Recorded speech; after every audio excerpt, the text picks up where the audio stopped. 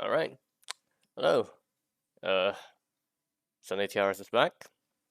Took a break last week, just not feeling well, but better now. And we're gonna just kick things off right away. We have a lot of fan game submissions today, including 2 runs of the newly released, well, at this point it's been like 2 weeks, the new fan game Abyss Soul Lotus, which is out on Steam as a paid fan game.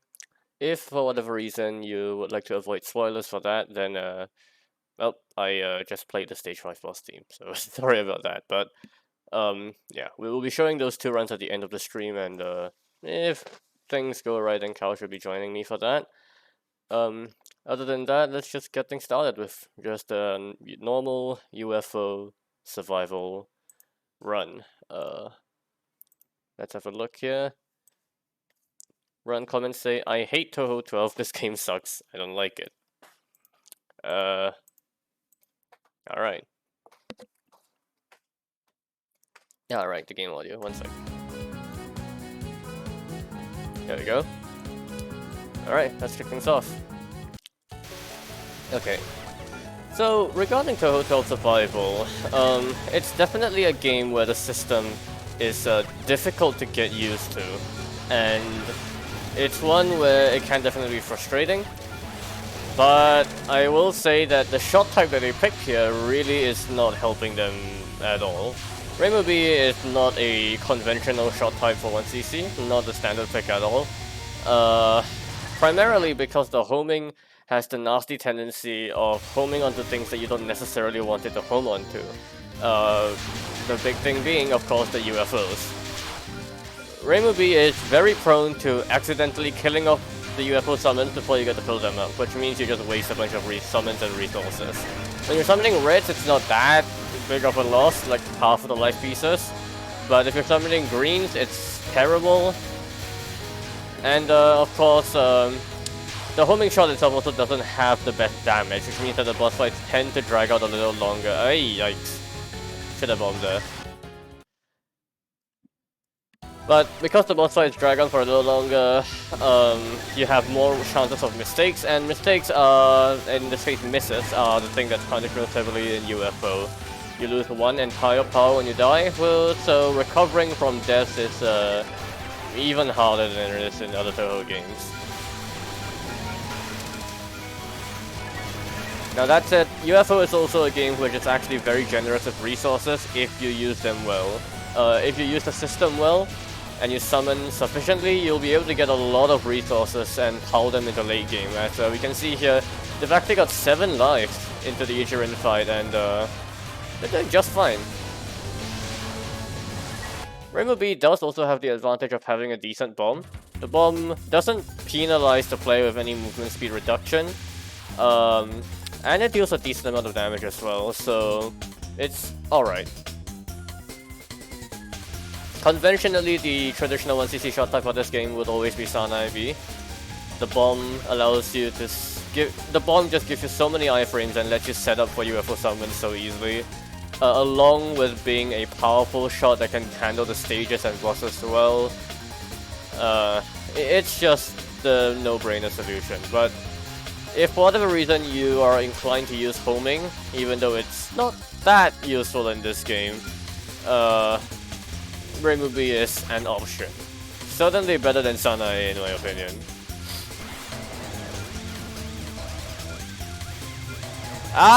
Okay, just got the summon in. But yeah, this is the problem. Now, they've already reached max lives here. So at this point they should really be looking to summoning greens instead of reds. No, I'm not sure why they didn't just pick up that token. Maybe just not confident in moving up. Oh no!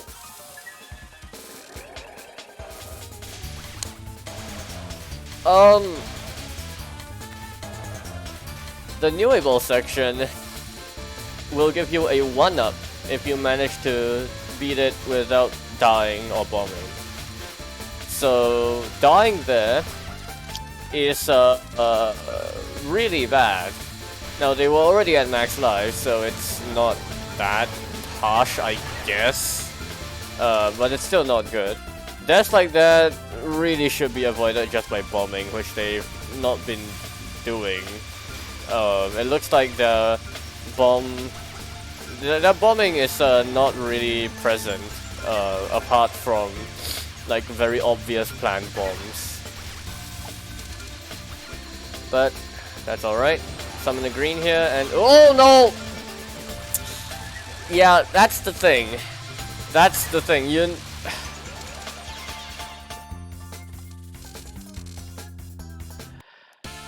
I'm just gonna blame that on them not really knowing the stage well, because this is the kind of thing that's avoided with just better knowledge of the stage sections.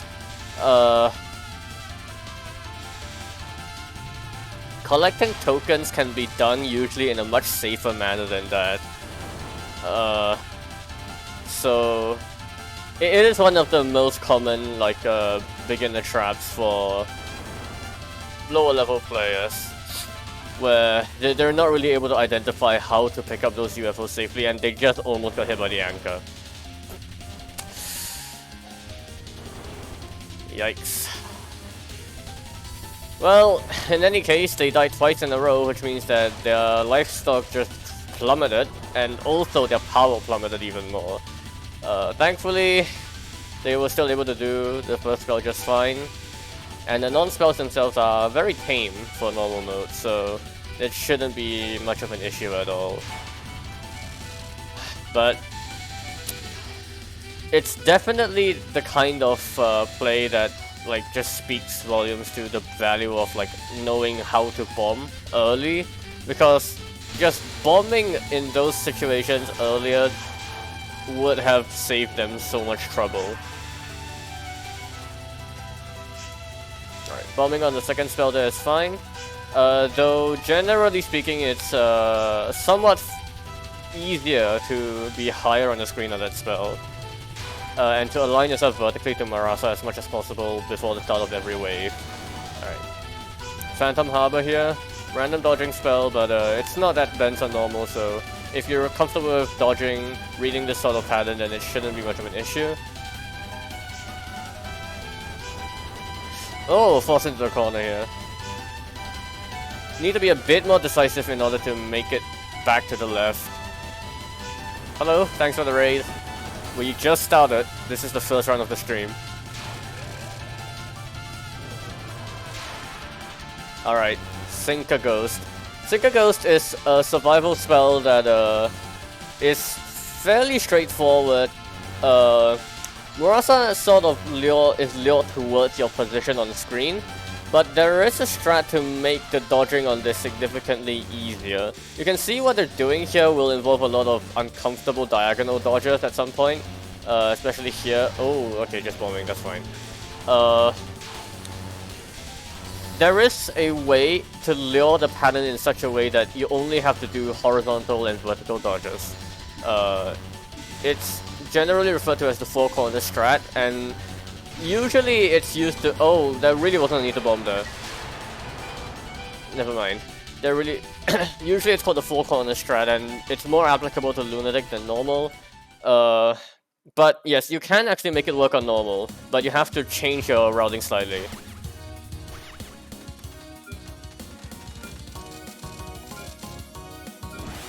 Alright, summoning a green here is fine, but... Alright, yeah. Oh no! Okay, the UFO filled up in time. Yeah, it's important to stop shooting when you notice that if you don't think that the UFO is going to be filled up in time. That way you can ensure that you don't accidentally kill off the UFO before it's actually filled. Which is, once again, really bad when you're summoning greens. When you fill up a green UFO, you get an entire spell out of it, an entire bomb out of it. But if you only kill it, then you only get a bomb piece. Alright, looks like they tried to line up for a red summon here, but they don't quite have the tokens for it. Oh, they're not shooting! Oh, stray! Ah! Well, picked up the token. Okay, they can summon a rainbow here at least. Won't be much. Oh my god, the UFO almost rammed down. Ah, they need a bomb. Alright. A red can be summoned right after Nazrin mid-boss.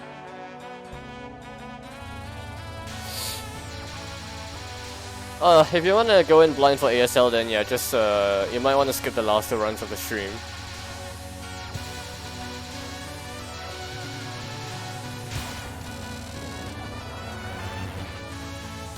Alright, Greatest Treasure. This is a pure random dodging spell, so... Oh god, that micro!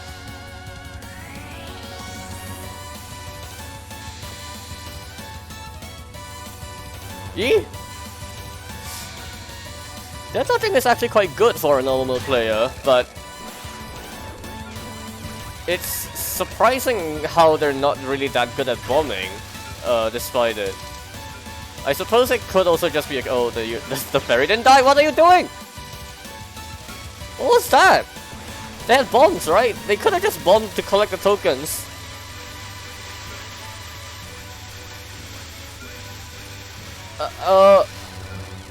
Don't let it run away! It ran away. No, no, no!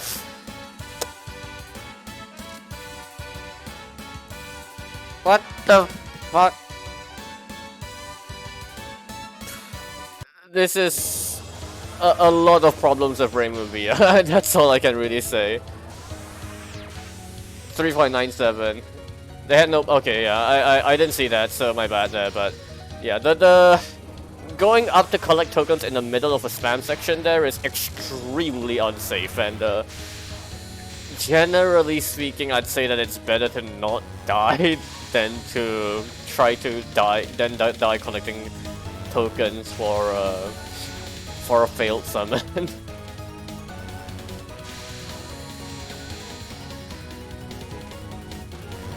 Well, at least RTG should not be that difficult unless you get too close to the curvy lasers.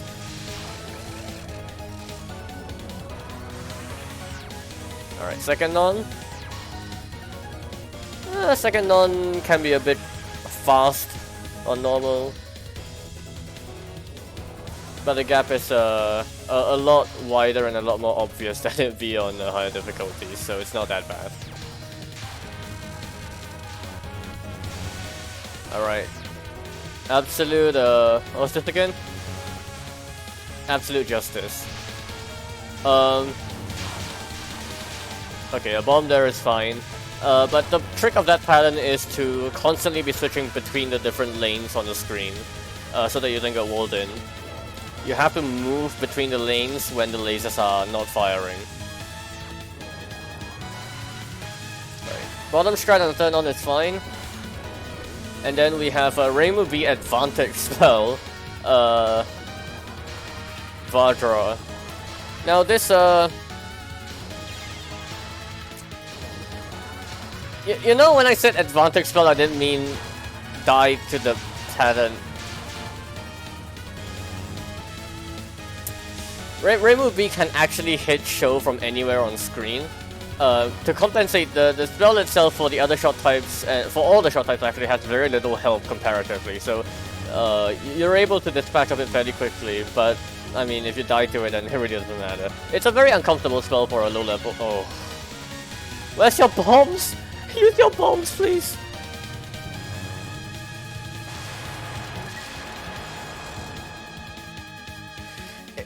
Vajra and Show in general can be a very uncomfortable boss for low-level players, with all the curving lasers and the spinning around the screen, having to dodge from all over the screen, and having to dodge bullets coming from all directions.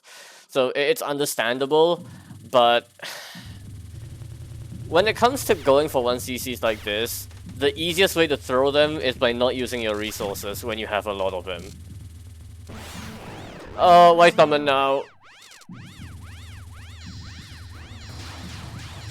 That is totally going to, is that gonna explode? Alright, that's fine.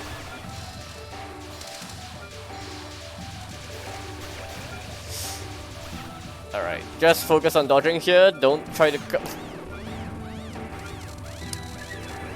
I mean, it worked out, but I still have to just hesitate with, like, when you summon like that, I'd go for greens here actually, or a rainbow. I'm not oh wait, they're one life piece off the next one. Okay, I see it. Yeah, they're 1 life piece off because of the UFO running away at the end of stage 5.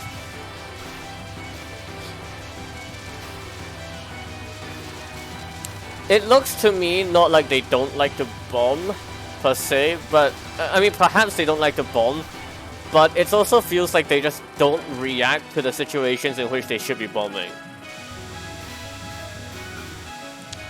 Could be caused by just like having a lot of resources to work with and being confident with them. Which, to be fair, their summons throughout the run have been pretty good. Only a couple misses here and there on the summons, so it's alright. But it could be better, certainly. And did your first easy one CC not knowing you can fill up the UFOs. I suppose that can happen if you like don't understand the system at all and just go into it blind.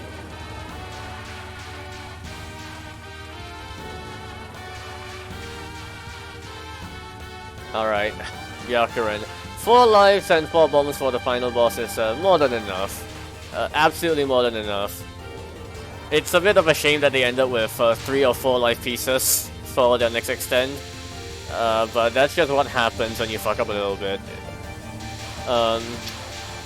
First Dawn is free, and then Omen is just really difficult, so bombing that is perfectly fine. Second Dawn can also be quite difficult. Probably not on normal though, it's really slow. They should have gotten clipped by the fireball there. Okay, Makai Butterfly. This spell is completely static apart from the aim lasers, so if you know a little bit about this pattern, you should be able to formulate a very simple route through it. And it is pretty much just this, alternating between several positions on the screen, since the lanes always form in the same way. Alright, third non here is devilishly difficult on normal. There's something weird about the bullet speed and the density that causes it to just overlap in a really nasty way, so bombing that is perfectly understandable. And then we have Kirby lasers for Star Maelstrom. They were in roughly the correct vertical position, I'd say. Yeah, this is the vertical position that you want to be in. There basically won't be any lasers that come your way. Maybe a bit higher than that. Alright, final non here. Rainbow B has a small advantage, though I hesitate to really call it that much of an advantage because this non actually has a lot of health and the homing doesn't do that much damage. That's kind of a problem with many homing shots throughout the series. The homing usually doesn't really do that much damage. So even though they dispatched it pretty quickly here, it's more because of the bomb damage than anything else. Devil's Recitation.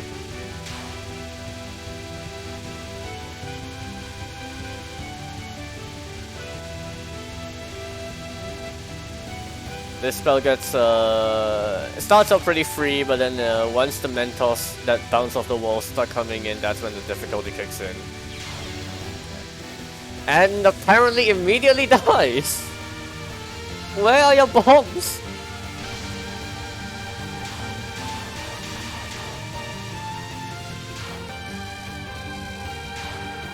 Only 3 power for Air Scroll, which Air Scroll is not that difficult. It's kinda dense actually.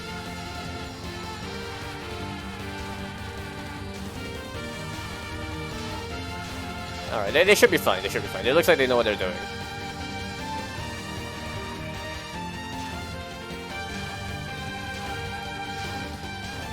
But I think you can really see just how little damage the homing is actually doing. With homing shots, a majority of your damage is still going to be coming from the amulets that fire straight forward. Ah! Oh no.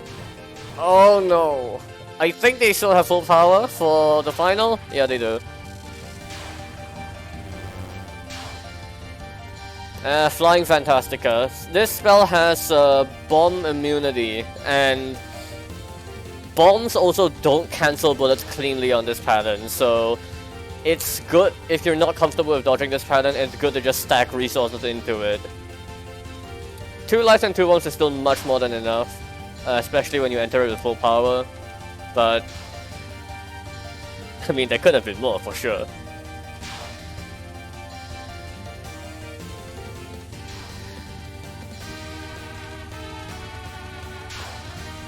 Yeah, that's iframe immunity as well. When you're still invincible after dying, the boss just won't take any damage. What is this? They're actually really good at dodging this. Hello? Okay, that looked like a luck dodge. That looked like a luck dodge at the end, but good grief. GG. Alright, look. That dodging is pretty far above normal mode. Frankly, that dodging is like really, really good, but their resource used throughout the run is very not good. They dropped so many bombs. If you want to go for hard, for instance, really it's just about using your resources, because with this level of dodging you can easily handle hard mode, I'd say. But picking an easier shot type like Sanaibi, using your bombs, which is like really the strongest part of these shot types, that's that get you much further. But regardless, still a very strong normal 1cc. There were a couple bombs in there that looks like they could have been avoided if not really going for resources. So like this is bordering on normal no bomb territory already. But yeah, this is this is the sort of play that happens to some players where like they really want to focus on the dodging and not really like use their resources well, which is, it's a way to play for sure. So yeah, I know that they said they don't like UFO, but I kind of feel like that's really not the fault of UFO for this game, for this run in particular. Well, GG. We're gonna move on to the next run now. What do we have in the schedule? We have UM. Let me boot that up.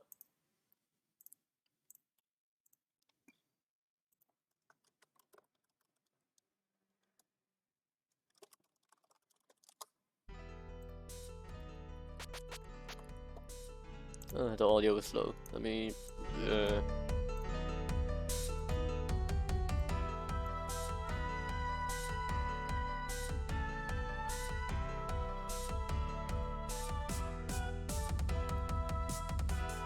Okay, this is just a UM normal, no bomb, no card, I believe.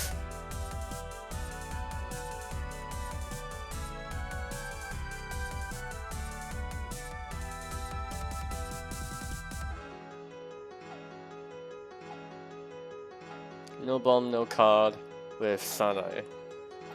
Okay. Run comments just says, I came back from retirement to play this. I don't know why I decided to do that, but I regret it. Okay. UM no bomb, no card is one of the... Oh, that's right. The password is on Z this time. No bomb, no card UM is one of the roughest no bomb categories in the series. This game has the same power loss as UFO, and the problem is arguably even worse than in UFO. Power loss is really bad in this game. And you also have to deal with the fact that the shots can be greatly underpowered compared to card use. It's doable still, but it's one of the roughest no bomb no cards in the entire series. Dying twice in a bad spot, or even dying just once in a bad spot, can cost you the entire run. It's really bad. On Lunatic, the Sanyo fight and pretty much the entirety of the stage 4 stage section is very bad for this. But on lower difficulties, those problems can definitely still happen. Alright. Sanyo is a unusually difficult boss. for stage 3. But it looks like they should be able to do that just fine. Alright, this is Sanyo's final. It's very dense, but Sanae does have an advantage here in that the snakes can hit the boss from anywhere on the screen, which helps a lot. If not, you have to contend with movement RNG, pretty much.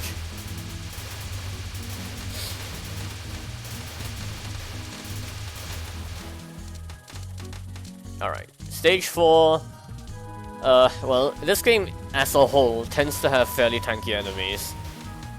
These ones aren't very tanky, but we're gonna see some tankier enemies coming up soon, and dying makes your crowd control even worse, so it's really bad. Now thankfully Sanae has explosive frogs, which can handle a lot of stage sections fairly well. And there is actually a way to make Sanae do more damage than usual. If you time unfocuses at the right intervals, then you can fire out frogs in addition to the snakes, in sort of like pseudo cannon. It makes her stage control the best of all of the shots, and can make things like this spam section a lot easier. On Lunatic in particular, this spam section is a lot faster and a lot more bullshit, so it helps a lot there. Jimbo is still going to be a threat regardless of which difficulty you encounter him in, because of how he works. He'll zigzag across the screen and then he'll start dashing so uncomfortably far down that you have to make some uncomfortable dodges around him. But thankfully, there are pretty good gaps here. The random bullets are random with a component of aiming, roughly aimed around the player. It's sort of weird. Okay, they got saved only by good RNG there. They really should have moved up.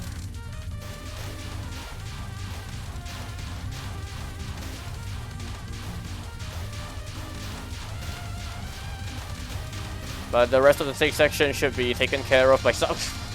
What is that dodge?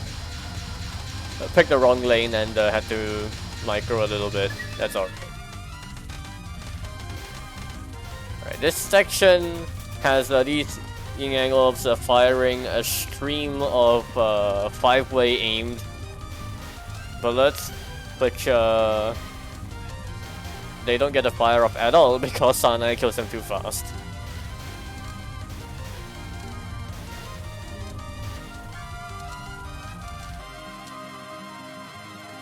The stage section ends off with 3 Death Fairies, killing the middle one off quickly, and then the side ones, and it's very slow, very simple.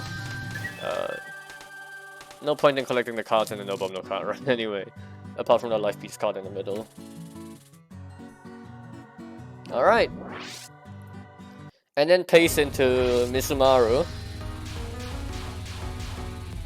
Misumaru has very nasty patterns. These Yin Yang Orbs have deviously large hitboxes, but they're not the worst. We won't see them for a little bit. This spell on normal does not have the giant Yin Yang Orbs, which we will see as soon as the next spell onwards.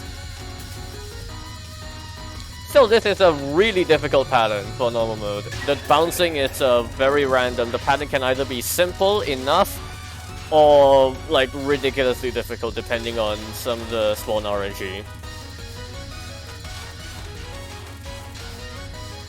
Second non forces you to dodge in and out of these crisscrossing ways, but thankfully the gaps are gigantic.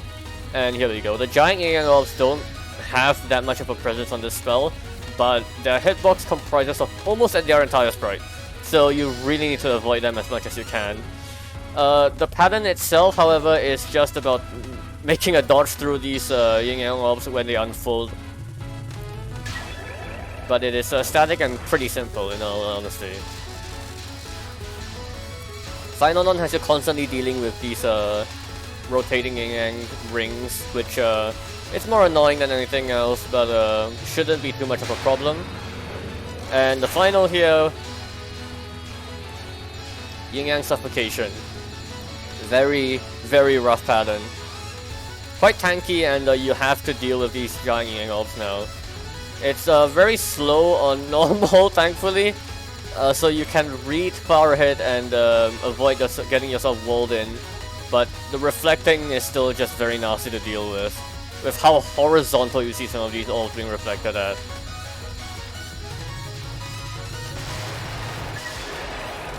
Alright. And then into stage 5. Stage 5 stage section shouldn't really pose much of a problem for Sanai either. Yeah, no miss so far. Sanai should be able to handle this stage section just fine without really any issue. A lot of it is just streaming. So there's really not much to say here.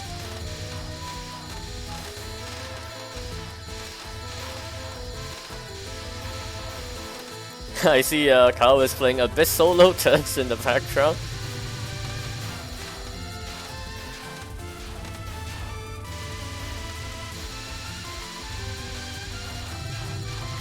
I should really do something about that. 1 second.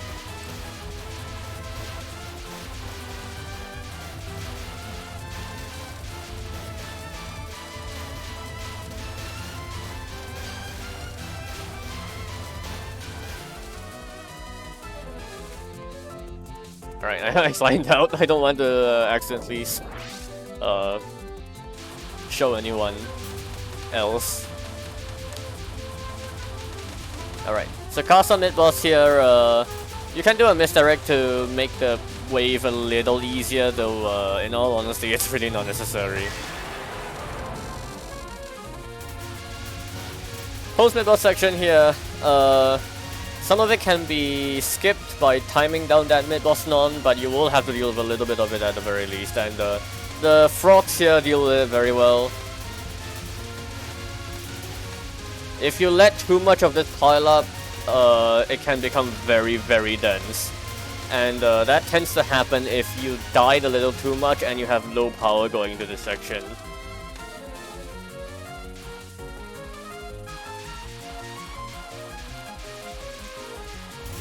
This section is just aiming, so slowly stream down and then go to the side.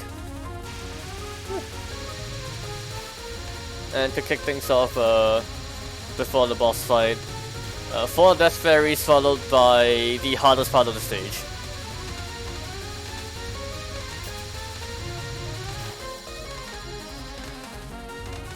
Alright, here we go. These wall fairies will fire off constantly across the entire screen, and you will want to make sure you kill them in a reasonable time so that they don't wall you off completely with these. You can micro through the walls, thankfully, but it should really be done as a last resort. And if you have low power going into that section, you have to deal with a lot more walls, which is very nasty. Hello, Ins. We can't hear you. What do you mean, hello? Hello, yes, you're good now.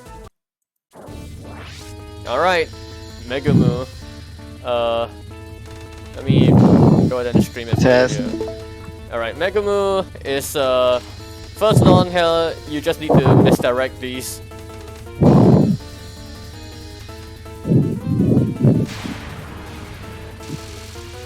I can hear a lot of wind noises, by the way. Oh my god, I hit that. 1 sec. Alright, first spell here, also just misdirecting. Doing that allows you to misdirect like the entire first wave off into the side, so you don't really have to deal with much of it, but you'll have to do a little bit of micro near the end anyway. Though it looks like... Huh, that's actually very safe. Alright, second non is very random and can be very bullshit. You really don't know where these stars are going until they fully unfold. And if they want, they'll linger on screen in the worst possible way. Thankfully, the RNG wasn't that bad here. Second spell. Oh god! Nasty laser spawn. Oh my god! that was a scary one. This spell usually is not this rough. But very nicely done. Good job. Is it better now? Yeah, better. Much better. Okay, cool. Alright. Third non here, you just do this, I guess. What a hard non. So, Alright, third spell, you have to route this. You have to route this spell. You want to try to make it like aim in the same way roughly every time. You won't always be able to because bullets in the way, but if you make it roughly in the same pattern, then you can do the same dodges and not get walled off completely. That left side almost got yeah, walled that off. almost walled. Final spell, sometimes the lasers become very dense because they spawn just a little higher of their position and at an awkward angle. So if that happens and you want to move higher, so you can avoid dodging those entirely. So staying high on screen here is actually a fairly good strategy, though it will make your overall micros a little more uncomfortable. This is... And then Taste in the stage 6. What the fuck? It's I okay, mean- they're gonna die to Dominion Kappa. Oh god. Well, I mean, the dodging is very good so far, so let's see how the rest of this run goes. UM stage 6 is not difficult if you don't get sniped by a fairy. Really, the only difficulty of this stage, because it's all aimed, is that some of the fairies will come from behind you, like here. What happened to me in my blind run of this game is I was in the bottom left corner when this section started and immediately got rammed into. No. Oh no. Yeah, but if you know that's coming, then it's really not difficult. And some of the aimed angles can be a little uncomfortable to deal with, but at this point, if they're going for a run like this, then they should be more than capable of dealing with that. And Sanai helps. Alright, mid-boss Tsukasa again. Once again, can be misdirected, but not necessary. If you don't misdirect it, then you just have to do 2 dodges left and then 3 dodges to the right, like this. Very simple. And alternate between ways. Once again, fairies coming from behind. This time the fairies are coming from pretty much all over the screen, so killing them quickly will help a lot in reducing the awkwardness of these dodges. But the density is also not very high on normal. Alright, to end things off, another 3 death fairies. This section's a troll. Sometimes it can be stupid, but usually it's completely fine.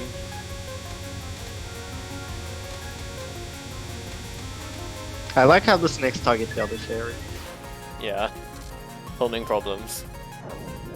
Alright, no miss, no bomb, no card into Chimada.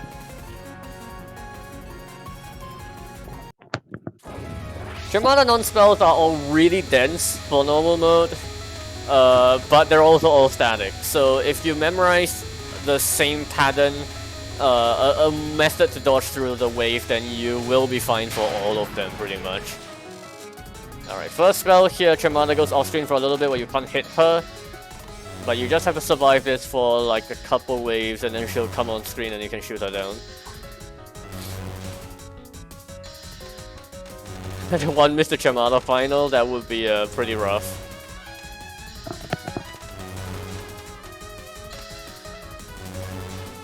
$2,000 later. This spell really is not that very difficult. There's a lot of ways to do this. Just pick whichever one you're comfortable with and then slowly gun it down. Though when Chimada does come on screen, it gets a little more complex because the gap of the ring will aim towards Chimada. So you will have to deal with a little more awkward angles for the corners, but it's still not difficult really. Alright, second on, a little denser, a little more crisscrossy, but it's still static, so they know what they're doing. They're fine. I like how They're this non-elite. No, they're not fine! F. They dodged that! What the fuck was that? They just, What a I mean, I shame. don't blame them. That looks disgusting. It is a little Yeah, it's a bit overtuned for normal mode for sure. Alright. This spell, this is not this is not what I expect to see from this. I guess that's a strat. Very uncomfortable looking though.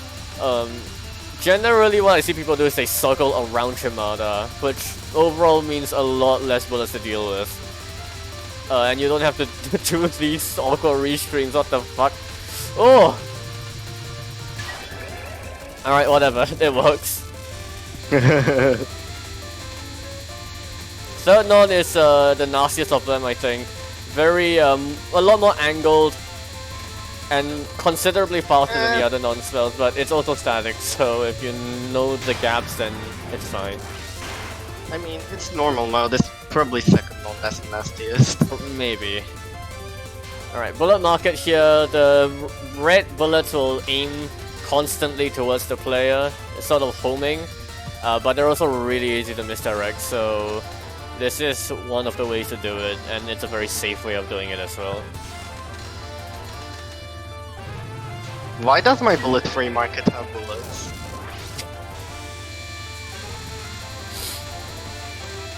Final non here. This one's pretty simple, honestly. You could probably dodge this without having to memorize it.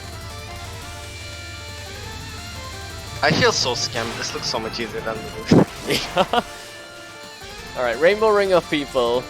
Very... Why is this a survival spell in 6-6? If you somehow don't know how to dodge this, you just stay in this exact gap, and then when it rotates around, dodge through a couple lanes and rotate back. Yeah, that's the whole spell. It's not difficult at all.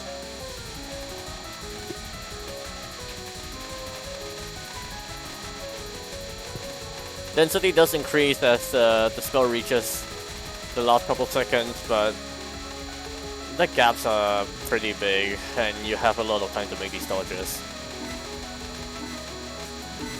If you don't want to make that many dodges, you can even like go in a smaller gap closer to the rotation itself, and then you have to make like 1 or 2 less dodges than the strat earlier. The funny time. Bullet the minion. This spell is static with a bit of random movement, so once again just memorize a couple gaps to dodge through and you'll be fine. Very uncomfortably dense for normal mode though. Very good. Nice. Final. Danmaku Asylum. Oh, you are one of those.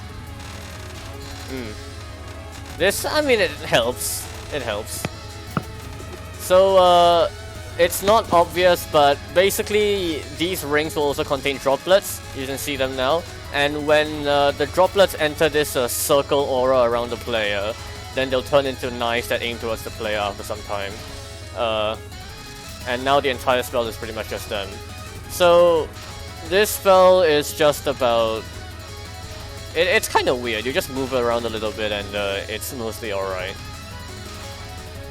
On normal, you kill the spell really fast before it really gets to do anything as well, so...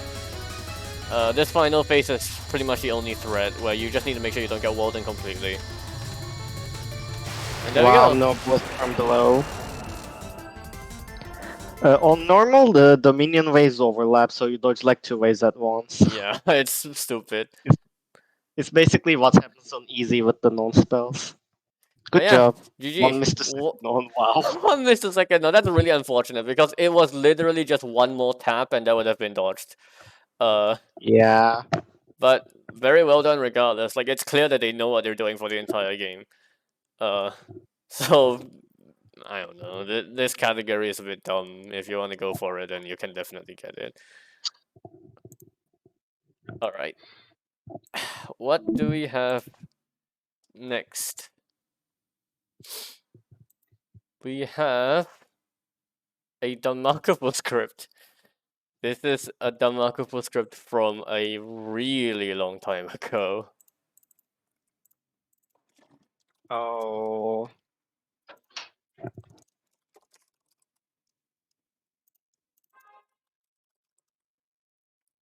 Alright, let me just set it up real quick.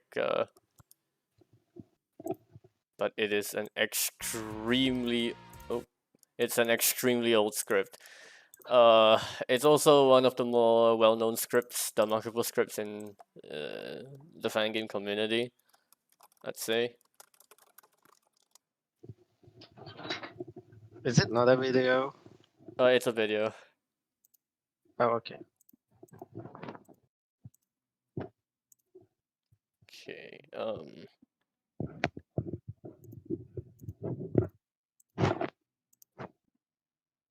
Oh no, that's not the right one. Here. Okay. Move the thing. Okay, there we go.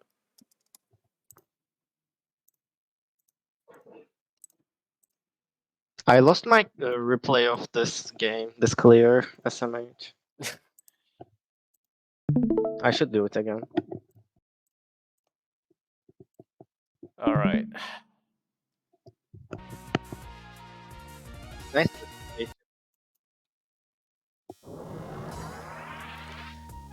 You may recognize some of this UI and stuff may look familiar. Now that's because this the creator of this game is hang on, let me check for sure.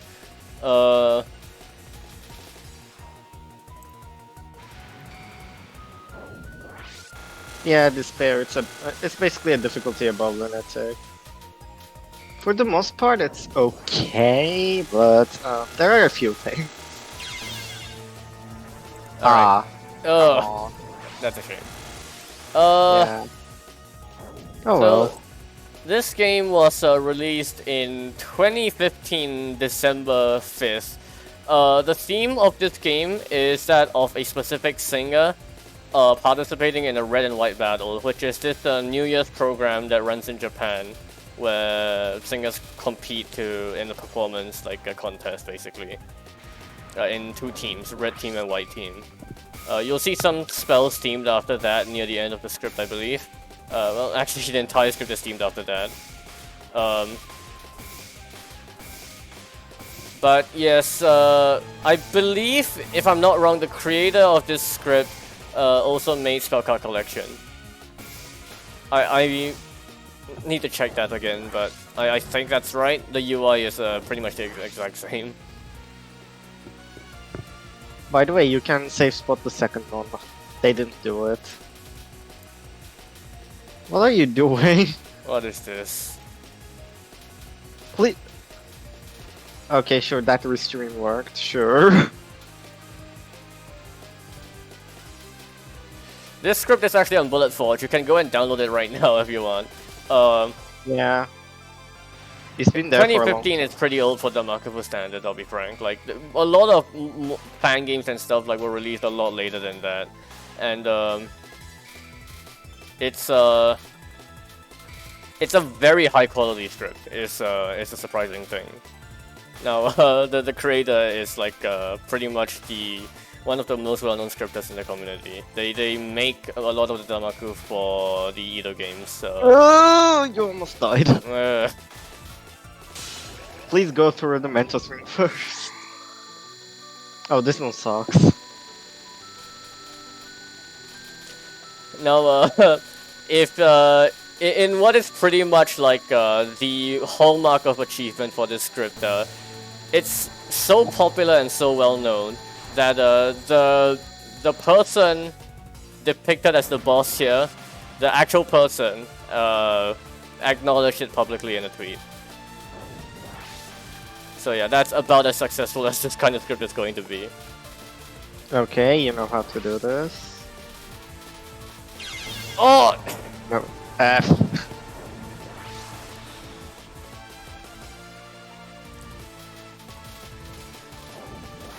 That has a specific way of doing that. But it's still, you know, not easy. The despair is really difficult.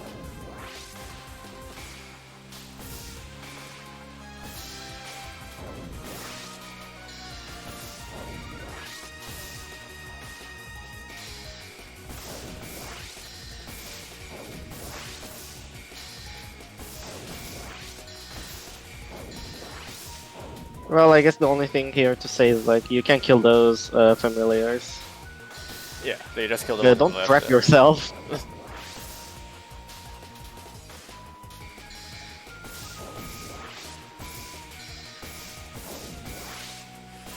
Oh, Wow, this is long. oh dear. Alright. Rayma, please. Oh yeah, this thing. A kaleidoscope spell. I believe that this thing gets recycled in Spellcard Collection. My old PC had like 20 FPS on this. It's a common hallmark of descriptors patterns. Like some of them are really ambitious and programmatically impressive, but they also lag to hell because of it. Unless you have a really good single core processor, pretty much. This one was very easy though. Okay, maybe don't do it like that. What the fuck? You should have gotten hit by that. Rayma moment. Ugh. I like how the homing targets the familiar. Yeah, homing problem strikes again. I mean, she gets 3 bombs per life, Martha gets only 2. Hey, you guys like cave this lasers? was terrible. This was terrible.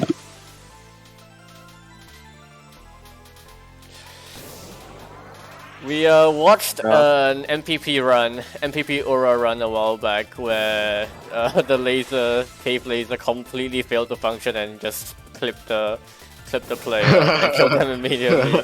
I remember that. That was terrible too. Oh god, how did you win?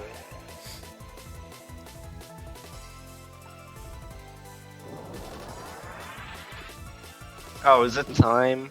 Oh It no. is. This spell. Oh no.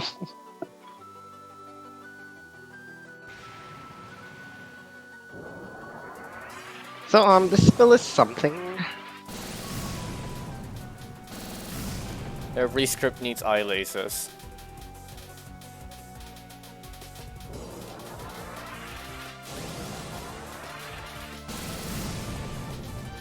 Nice, you dodged the wave. Now just do that Unfortunately- 3 more times. Yeah. I think 2 more times. Yeah. Really pretty nice much. dodges though.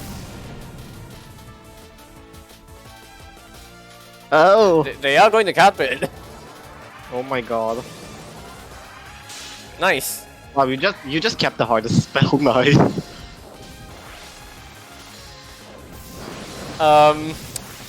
If Oh, this this spell is spell. familiar, it's because this sort of modular spell is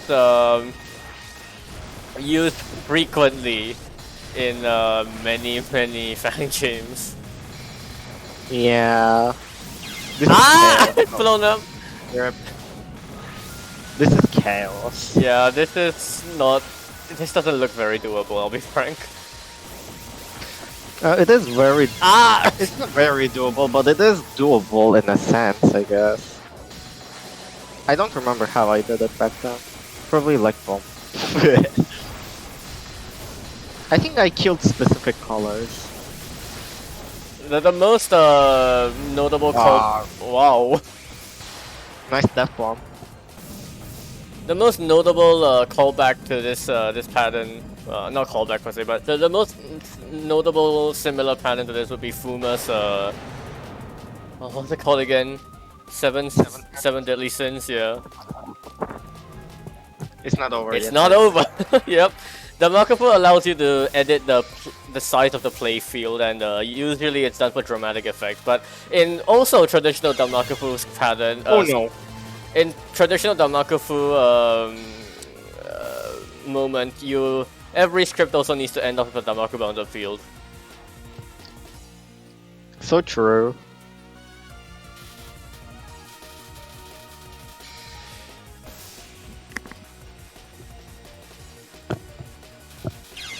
I mean, it's an Arkham spell. It's as good as it can be, I guess. I still don't like it.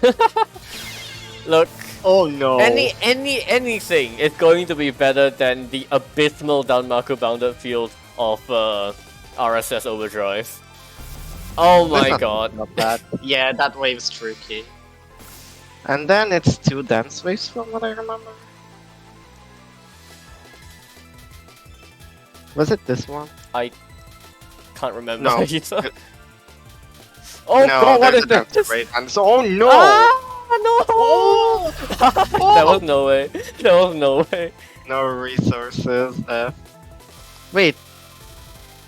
Is he going to time out the final then? Because like no resource final is really stupid without with shooting. I mean. Oh yeah, this way.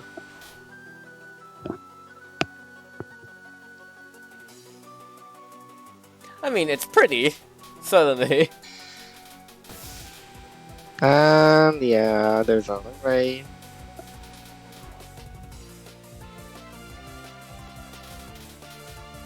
Alright. Ugh! Yee. Wait, there's another? I completely forgot about that last wave.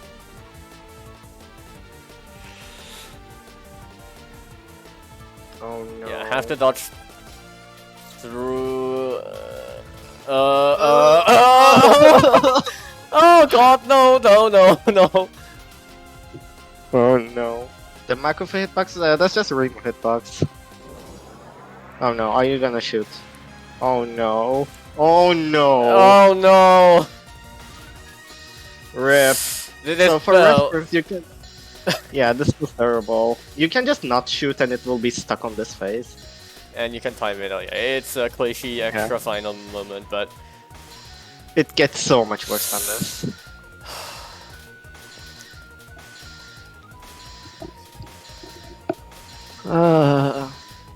okay, they're going to decide. It helps, but Yeah, it helps with Remo, but it still gets dance, kinda. Meanwhile, me as a Marisa user crying in middle. you can actually play as Marissa and yeah, lasers and forward focus. You don't have homing. You don't have range. You deal a lot of damage. You do which a is lot of nice. damage.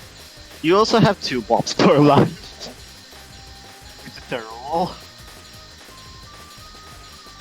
It's gonna get faster.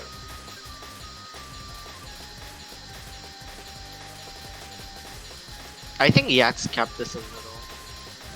Of course he did. Alright, now it starts. I mean, just look at it.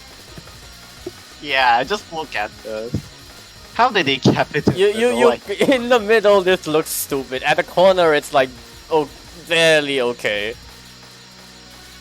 And it gets denser and denser. Would it be possible to dodge the fast rings? I wonder. Nice job. Very, very nicely done. Yeah, very nice last 2 spells. No play against opponents. 0, 0. Hero. Who cares? You're cleared. Yep. GG. Very, very nicely done. This is one of the I mean, it is one of the most well-made scripts in the Danmaku scene, and this spell is definitely very, very tough. So, nicely done. All right. On lower difficulty, that would work. I don't know actually. I tried Lunatic way back then, and the final looked like pretty much the same. What's next? Morph Lunatic, no bomb with Marissa B? Alright. Oh no. Let's go.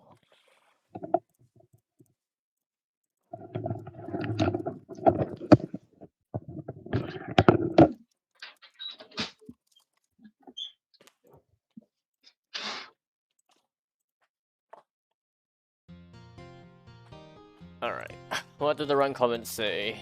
They say, this is a glitchless Mariby LMB that took me 4 months to get. Alright. Glitchless Mariby. Sounds like Marisa B.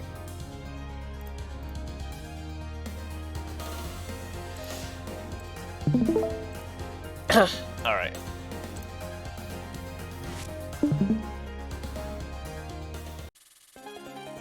So, if you're somehow unaware, Marissa B is an infamous shot type in... Wait, hang on, I need to check whether I don't think I applied the bug fix in... do I have to apply the bug fix? I guess we'll see as soon as 3 powers reach. You skip 3 power. Oh, that's right. I suppose on the other... actually, no, that's right. Yeah, it will matter. Maribi has a glitch in this game. For whatever reason, when at 3 power and when you unfocus, the right lane of the main shot, the missiles that she fires out straight forward, the right one deals an extra 0, has an extra 0 behind of its actual damage value because of a typo, which makes it deal a ridiculously fuck ton amount of damage. It melts bosses. It absolutely melts everything. And did they just die to the first non?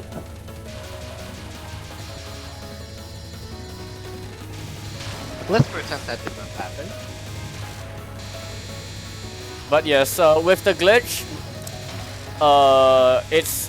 it can do so much damage that a lot of boss talents don't even have the chance to be threatening before they get killed off.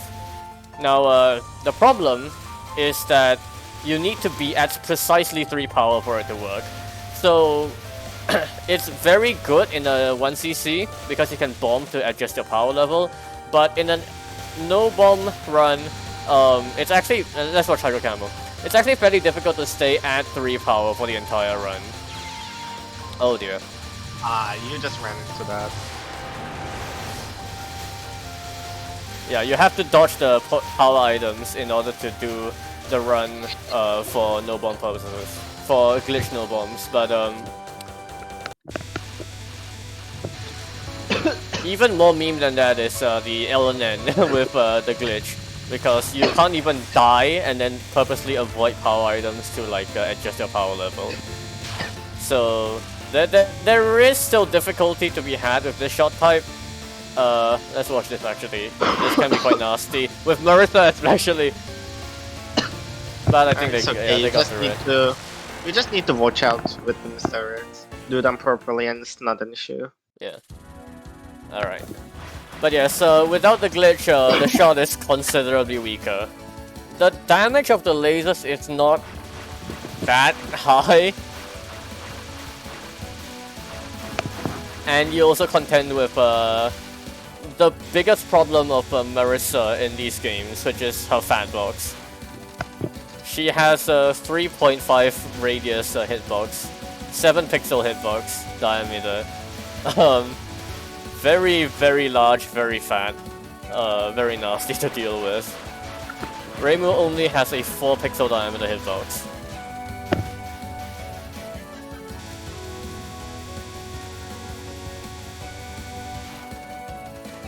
Hello. I see that you are talking about your SP replay next week.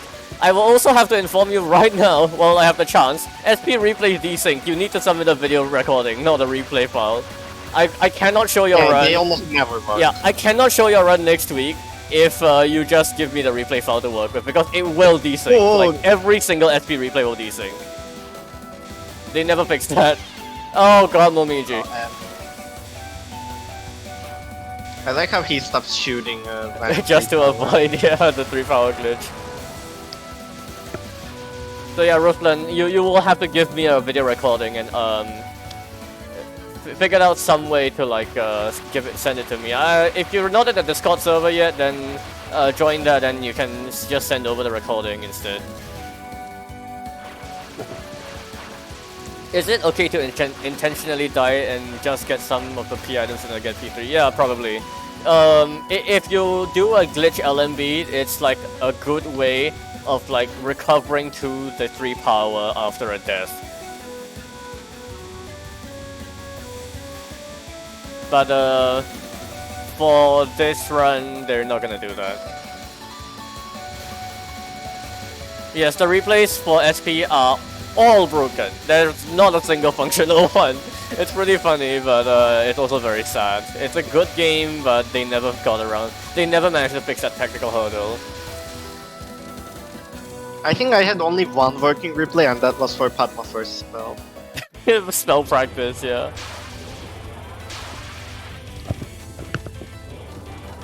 Alright, Aya now. Aya's very naughty with Marissa, so let's see. First spell. Sometimes the RNG. Too bad. Alright. Move on, please. Oh my god, don't do this at the bottom. Don't do this at the bottom. It obviously means 44 hours.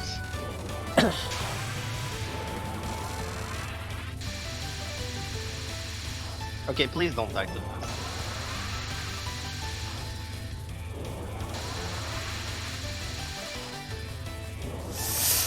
This okay. Sunday is a little nasty. Okay, these ways are fine though. Okay, kill it, good. Nice. After third non, which should be fine, we enter the most RNG pattern. PWG. Okay, well. Almost died. Moisabi kills it just before the bad part. You don't wanna be there!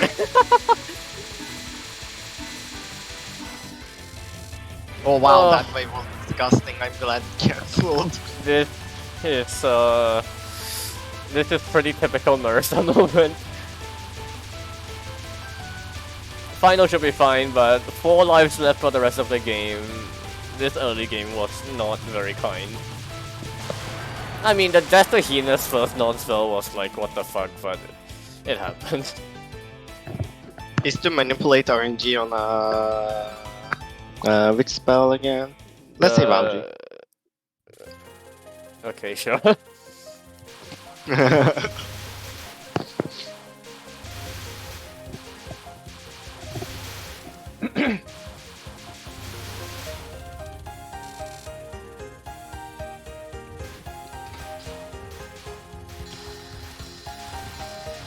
Alright, stage 5 is mostly just streaming and the static section, so they should be fine during it.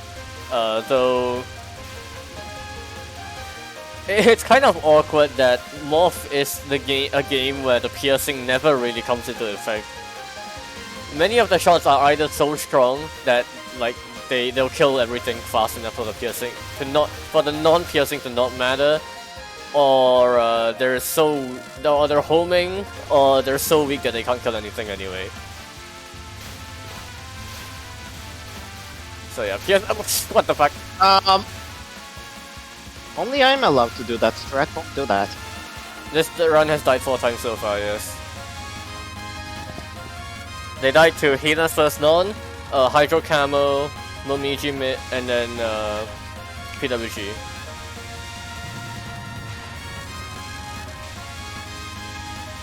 Hey look, it's the best spell for Marissa. Marissa has the pain.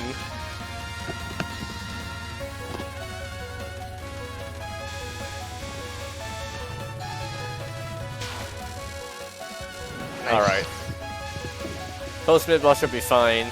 No more weird screaming sections. Unless... What the fuck are you doing? Unless... Oh god. That was unnecessarily scary. Oh no. I know Marissa has this shot has no range yet, but what the fuck was that?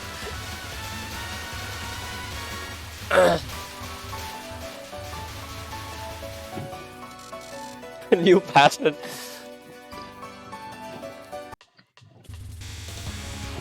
Alright. Sanai first non. Will you be nice? Of course not.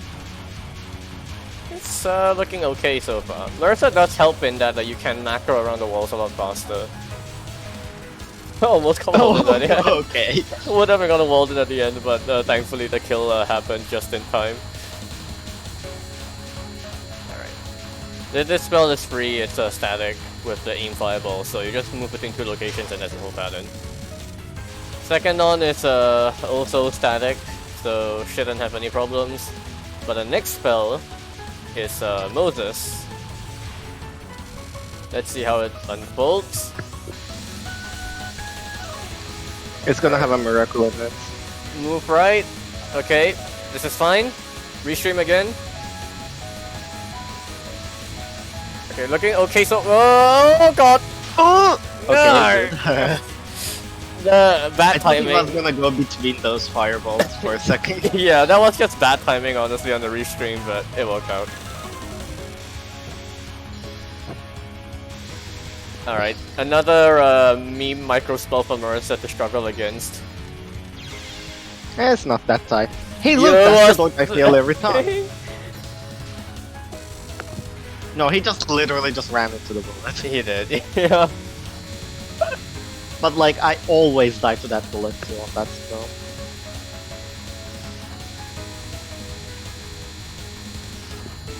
Alright, look, it should be fine. No, the final is really not difficult at all, so...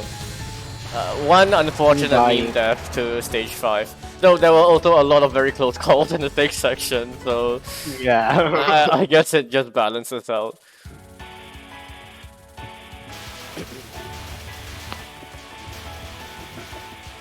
Alright, 6-6 shouldn't be an issue until the very end of it. Even Marissa doesn't really care about simple streaming sections like this.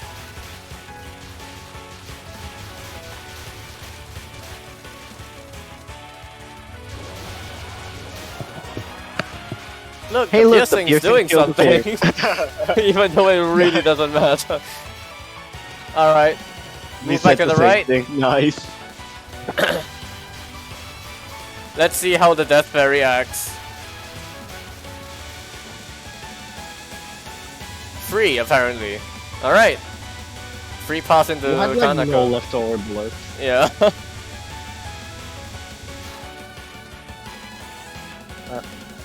Okay. Wow, no fate management, wow. 3 lives for Kanako is a bit tight for Marissa, but let's see. It's okay, they're gonna element the fight. That'd be amazing. First non, very fast, random dodging. I can't do this, but they can. On Bashara, Just clicks, honestly.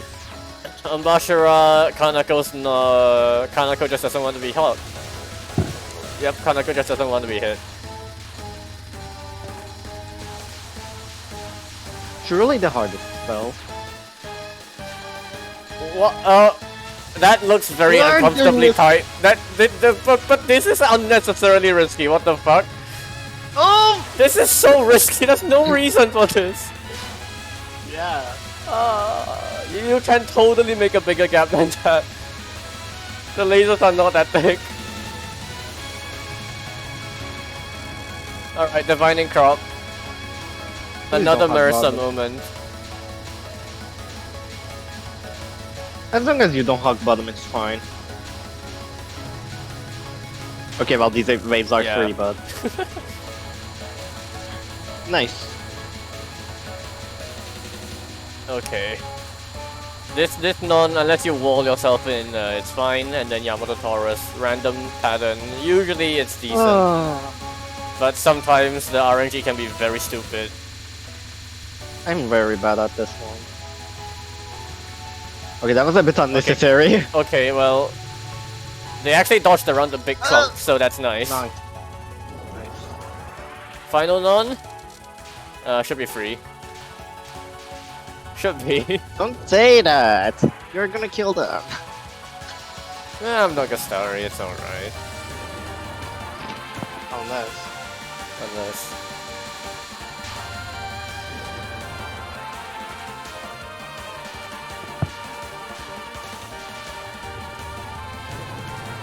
Alright!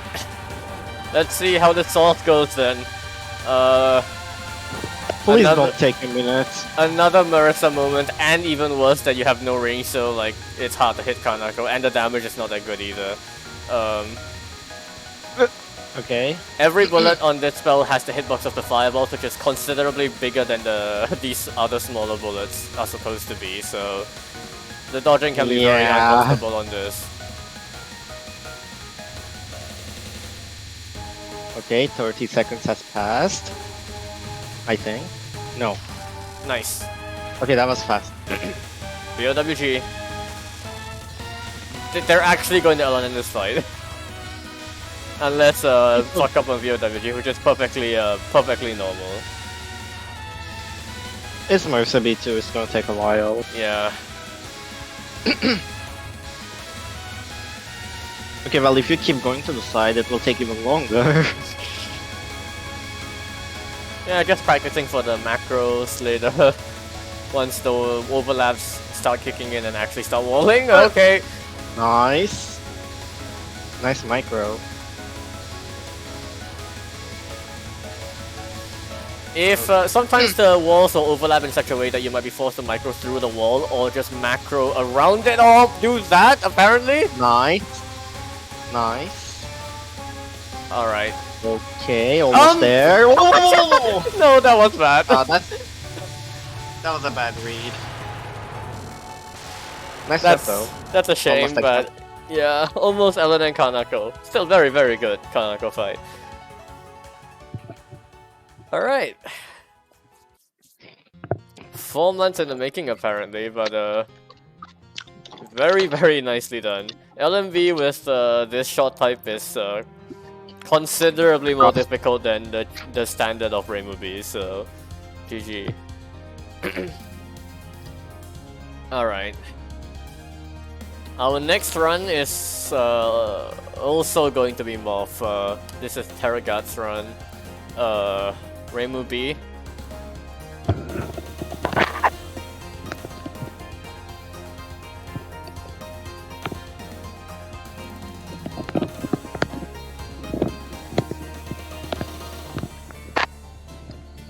Alright. His run notes just says, I was extremely tempted to submit this as a quotation mark scoring run. I don't know exactly what they mean by that, but let's see.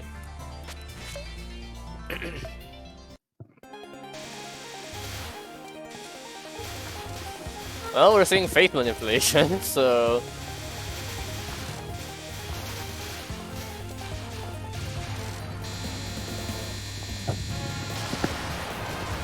Me when I manipulate my fate.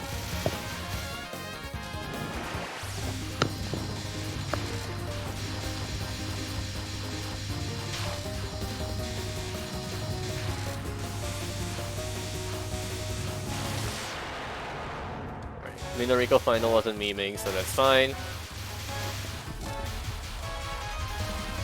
Meme Noriko. Meme Noriko.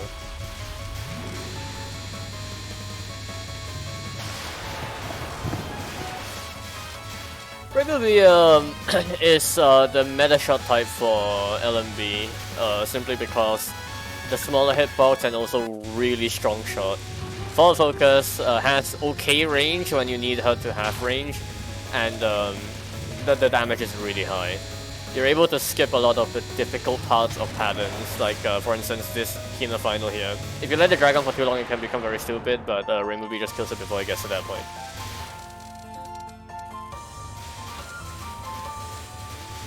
Yeah, Mercy is stronger, but hitbox.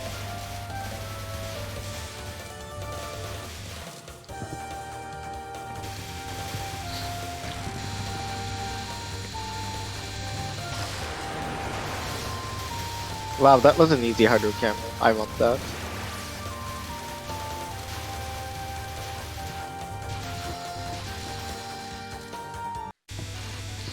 I mean, Ellen inconsistency is, yeah. But there's also Walkie, you know. Moisesi is much better at that.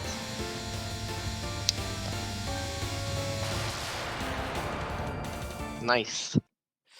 Alright. No stream.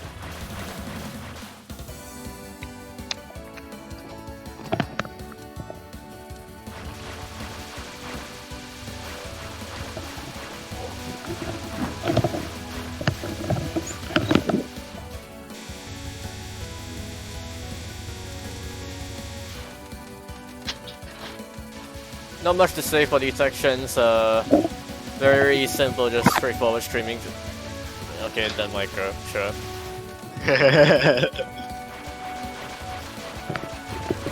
I mean, Alan, WoW G is more learnable, yes, but like, you're still gonna spend time on PWG anyway. But with Mercy C, you don't really have to practice WoW G that much.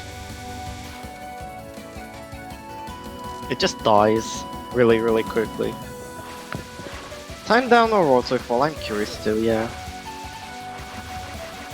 I want a fast kill. It's always entertaining to watch the waterfall section, but it's also yeah, the time down there. The waterfall section is just really stupid. It's a route. I never learned it. I mean, yeah, guys, it's just a route. I don't know how to do it though. That way didn't look very good. it's alright. This Thank it worked out. No, I mean the wave that they cancelled. Oh yeah. You don't have to time it out that much in order to stall the waterfall out. You just need to make sure that you don't have to do a rescream on the waterfall. That's really nasty. So just a couple seconds will do. 13 seconds, 12 seconds. It's fine.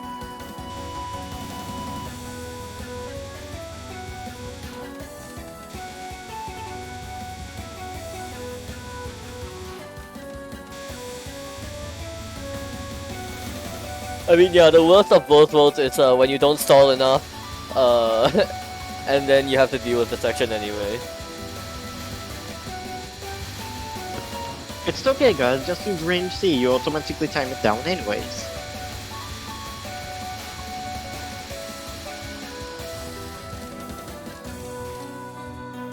Alright, Aya, let's see how this Aya fight goes. I mean, it's an LNN, yes, but we can always watch the RNG.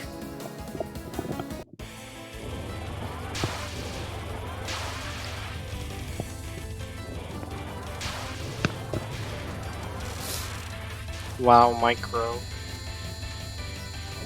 Yeah, see, this is how you're supposed to tackle this spell, not at the bottom of the screen. Yeah. Though he's moving down to it, and yeah, it's a kill. Yeah, Oh, no. Rainbow Beam moment.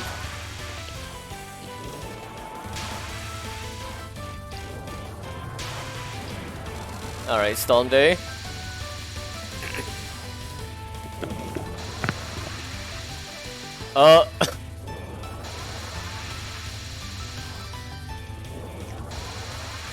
I'm kind of surprised you are hugging bottom that much. Okay, that's better. Nice. That's a good. I would have gone It's inside that. taking a while. There we go. He keeps going to the side, that's why. Okay, speed kill please. I mean, obviously you will speed kill, you're going to be... Alright, we see PWG on the right this time. You could have just moved down with it, honestly. Oh, oh! Oh! Kind of. Okay. Okay, very nice. Alright, just spin Aya, sure, why not? Some of those waves were really, yeah. Iffy. But very nicely done. Yeah. Hey, now do it with Mercer for her. PWG is just common. The average of PWG is stupid. That's just how it is. Common PWGL.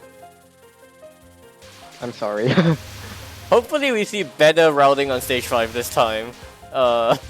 Because what that last run was literally just a bunch of luck dodgers through mistakes. I mean, it worked, so I can't fault them, but especially with Marissa, you want more consistency on the stage sections. It's okay, they had the higher speed, so they were able to lock it out, Kappa. Yeah, they just skipped past a couple hitboxes of the unfocused movement. So true. Very easy to set up.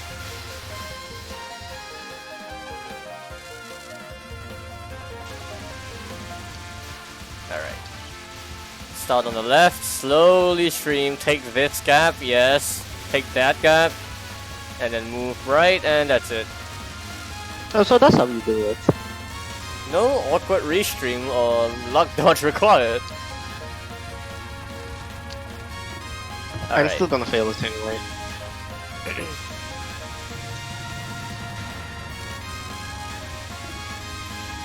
And suddenly you get the micro dodging spell where Reimu is a lot more comfortable with.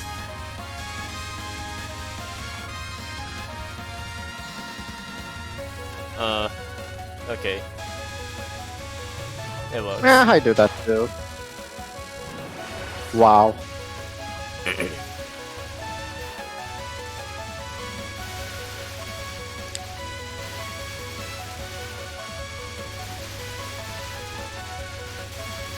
Is it possible to get gibbed by one of those aimed side waves? Like if you move too fast? Which bullets? The three-way that rise? flies in like a T direction. Yeah, the rise. Like, can you get hit by the side ones if you move too fast? If you're really close to the enemy, maybe. one shot off at the end there. Yeah. Maybe if you try really Like hard. you would have to go really close to the enemies. Yeah. Alright, another chance for first not to be stupid. So let's see if it does. So far so good. Okay, this is free. Wow, easy.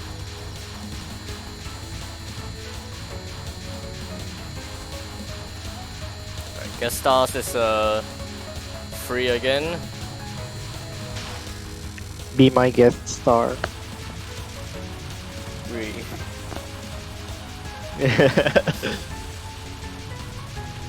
Alright, Moses Miracle. It's gonna be easy. Restream? Okay. Restream again.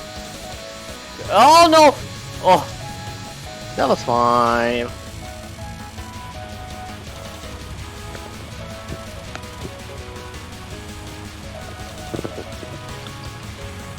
Okay. Micro spells free with Reimu, and then, yeah, this is good Sanai fight.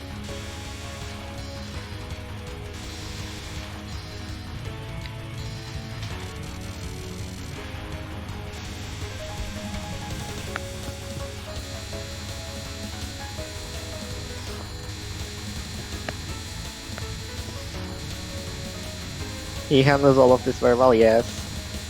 I mean, that's Terragat, obviously. Yeah. Very good player. Does executes strategies consistently. Wow, what a surprise.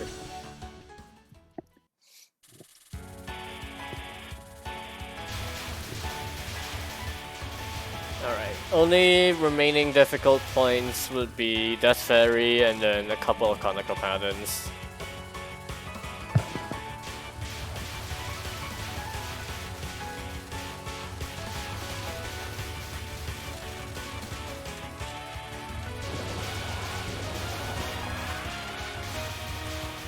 Nice side speed kills. If you can do it on if you can do it before the Death Fairy, you will pretty much neuter the transition.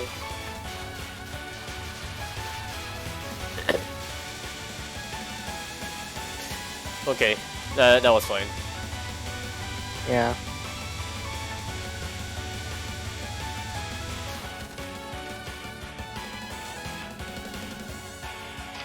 SMH, no face manipulation.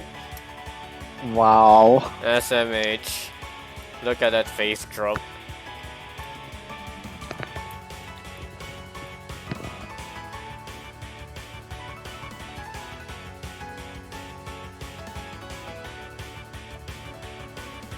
We're gonna Waiting skip the for dialogue RNG. reading.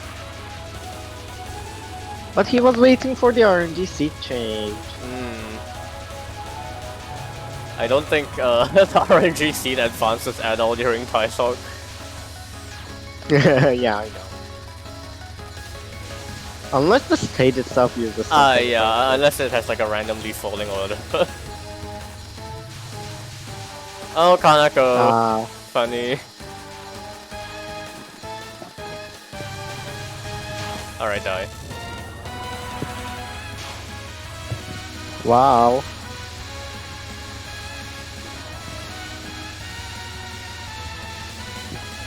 Okay, rib scoring. Yeah, he killed the Death Fairy at the end of the stage too quickly and then collected all the items in one go, so that was just a long stretch to drop a shit ton of face.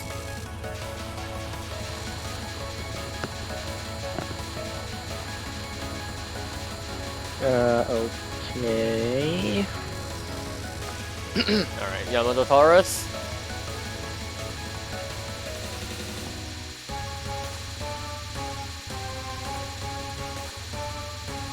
I still don't get how you can stay really low on this. It scares the hell out of me. Yeah.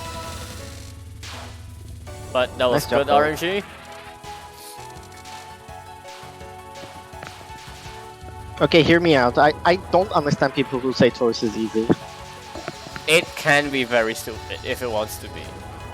It's not free by any means.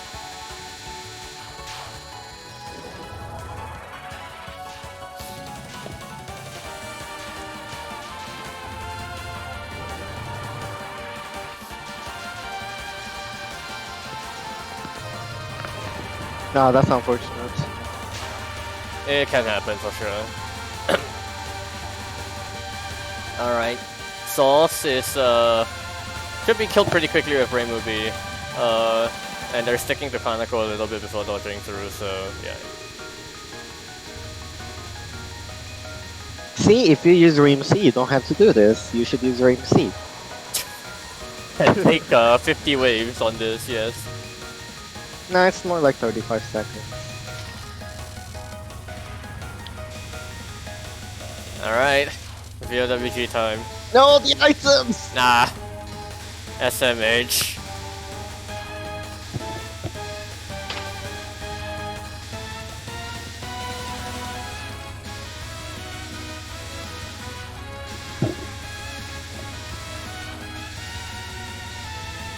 Well, VOWG starts now.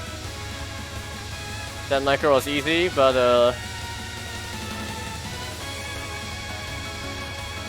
there we go. Okay, macro around that. Nice. And it should be another overlap here. Okay, micro, nice. That was not necessary. Okay. Oh! Almost, I honestly did not almost see that. clipped that amulet earlier, but yeah. Nicely done. Congrats on the LNN. Wow, good. 1 billion too.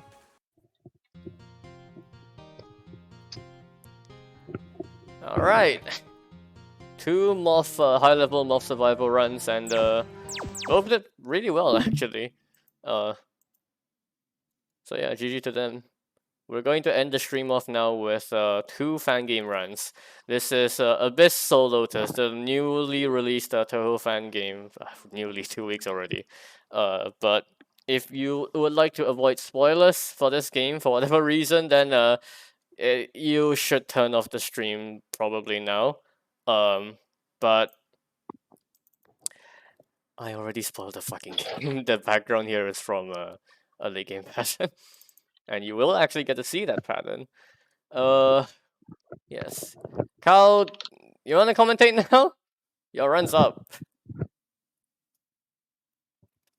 He says while literally having the background. Yeah. I don't Okay. know which run that you sent me, but let me just go ahead and download that real quick. Hello. Hello. Hey. Alright, let me just set this to like replay slot number 50 or something because I have so many of them. Today's pretty bad day for me to commentate on the run because I'm having insufficient sleep. I mean, if you don't have to be here if you don't if you're Oh, well, it's fine. It's fine. all right. Okay. I can So still commentate on my run. Alright, give me a little bit to set it up because ASL is a widescreen game and I'll have to crop a little bit as well. It's also all in Chinese. There's no translation at all, so that's a bit awkward. I think you can just run the game in a 4:3 ratio. In the setting. I could probably do that, yeah. Oh no, so no clipping necessary. Okay, it's Mercer A. Got it. Wow. No translation, still better than garbage translation. Because you know Yes. that the translation team is not scammed. It is unfortunate how easily scammed some of them are.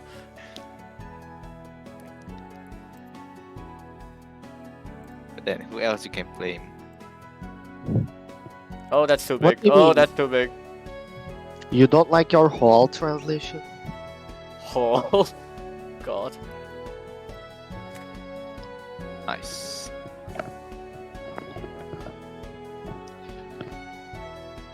Shift this to the left a bit and then crop off the side. Alright. There we go. Okay. Let me raise the volume a little bit. Okay. Abyss Soul Lotus is a newly released Chinese fan game that has been 7 years in the making, and the system will explain as we go. But this game is a very cancel-focused fan game. That's what I'll say. Oh, I forgot to stream the game for you guys. Oh my god, Twitter users' favorite. Thank you. Alright, so this game is extremely cancel-oriented. Killing every enemy will cancel a slow radius of bullets around them, apart from like only a couple enemies in stage 5. But every other enemy will cancel bullets around them when killed. You can use this to clear up what would otherwise be like bullshit sections. And you have to do that, actually. Pacifist of this game is not exactly very viable. The dev doesn't want you to do that. No. That's why you have this complex search system. And one more thing to know about canceling bullets in this game. It greatly affects the timer, so You see that timer on the right side there? That says 22 hours and 15 minutes left. That is part of a secret TLB requirement in this game. You have to enter the final spell of the stage 3 boss with 18 or more minutes remaining. Hours, I guess. It's always inconsistent when I say the measurement, but... You didn't cancel the first ring, what the fuck? yeah, Wow. I don't know how to do that. But I can just macro that. Are you serious? But yeah, the biggest source to Slow down the is timer. just cancel the bullets, Yes. especially with your forward chaining.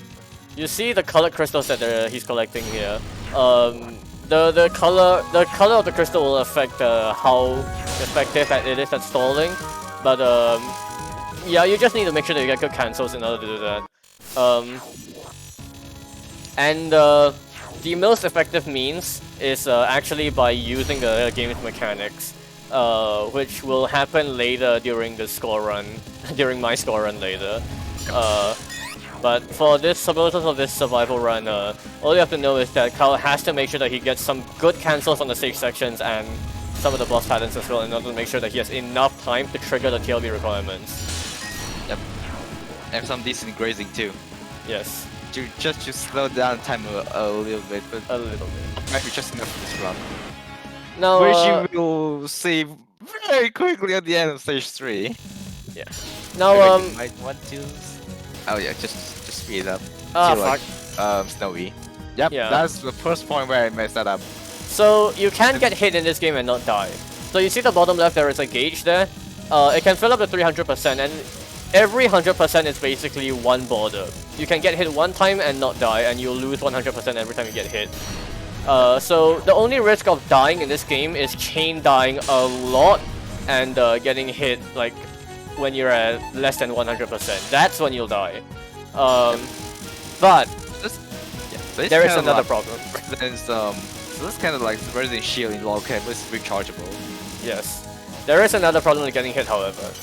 Every time you get hit, you lose 6 seconds or 6 minutes off of the clock. So Yep. every hit here, so this is already like a couple hits, like what, 3 or 4? I think it was 2. I think it was 2. Something like that. But that's already like a decent 3. chunk of time off. 3. Yeah. 18 minutes off of the timer, which is a lot. Like, you really do want to avoid getting hit as much as possible in the early game to make sure that you don't, you have enough time for the requirement. Yep. This boss is amazing, by the way. So basically, if you want to do an LNB, which also meets the TLB requirements, you need basically to perfect the first 3 stages and very decent cancel. That's Bad RNG. yeah. Bad RNG. That's very bad for the TLB requirement. Alright, the first spell is just. I guess I'll take this chance to explain the shot type as well. So this shot type is the 4-season shot type, which I'll actually also use in the run later. There are 4 different shots that Marissa can use, and they're based off of the 4 seasons in his surface, so spring, summer, fall, and winter. You switch between either spring, summer, or fall, winter, and you can switch by pressing the C button. Yep. With other teams, it will switch the physical character that's being used, but because Okina is your partner here, Okina herself never shows up, you just switch your shot type. But there is another thing to note with the switching. That gauge in the bottom right corner, that can fill up to 3.0. When you switch, it will use up the gauge and buff your shot type. It makes the shot type deal a lot more damage for a temporary period. I only have 25 seconds left before I can Yeah. do this thing very quickly, and you're gonna see things go really sketchy over here, especially on the next spell. 16 seconds on this spell. So it's gonna. Oh my goodness! I need to kill this. Yeah, you have to kill it pretty fast. Yeah, don't do this. Oh no! If I end this spot, like stop it. Oh, that was close. It was very enough. 2 minute kill me requirement. I forgot I can show the keys being pressed. Whoops. This is the Yeah. latest ASL version, 1.02. But yeah, here comes stage 4 for anyone who doesn't get spoiled. So cool stream. Yeah. Right now. Also, Carl, you are not actually at risk of timing out there because the requirement is not finishing stage 3 with 18 minutes or more, it's entering the stage 3 final with 18 minutes or more, which you already did when you entered the final. You got hit. Yeah. The thing is, I did this run Before you knew that. Yeah. Before everybody knew that. So yeah, we just assumed that. We just assumed that you had to finish stage 3 with 18 minutes or more, which was actually fairly strict. So you can't make that many mistakes in the early game for that. Stage 4 onwards is going to really emphasize the cancels now. You are really reliant on cancels in order to clear out some of these patterns, and the worst of it is going to come up in a section very quickly after this. Oh yeah, the spinning parts. Yes. This section you need to kill some of the spirits on the left side to actually open up a gap on the right to dodge with, and then that's so you need to cancel. kill that fairy on time, otherwise you get walled. And here we go. This entire section is I hesitate to think. I shudder to think how you would do this without canceling it. I don't know how to do this without cancelling it. You have to do it somehow. And also I messed this part up because I went too slow. Quite unfortunate. It's a pretty cool Could avoid the break there.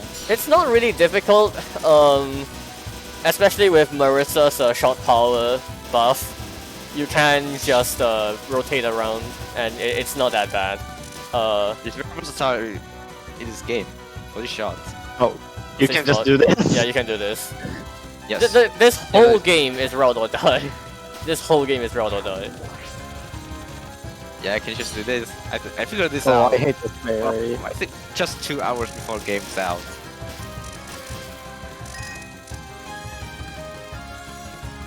Alright. The final 2 death fairies here are quite simple, honestly. It's just crisscrossy and then you got to kill the one This is on the left. London. Oh my god, look, it's you on stage 4. Wow. And here we have the dual boss, just Yep. like DDC. Stage 4 boss is a dual fight, but they will swap into solo spells. The way it works also like DDC too. Yep. And So, you can only choose oh, type A or type this non. so the first yeah, non, yeah, I the first agree non with is that. really rough. You can read it, but it's a bit awkward.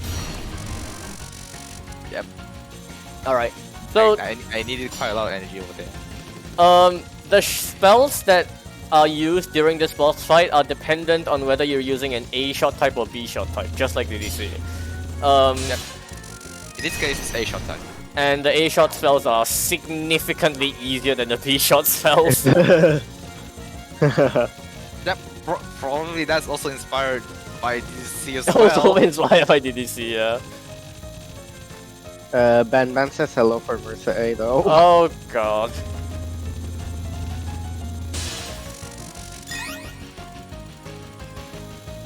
But yeah, you can see that the shot switching, like, the lasers of the winter shot deal like considerable damage, but the spring homing shot also is pretty good at it.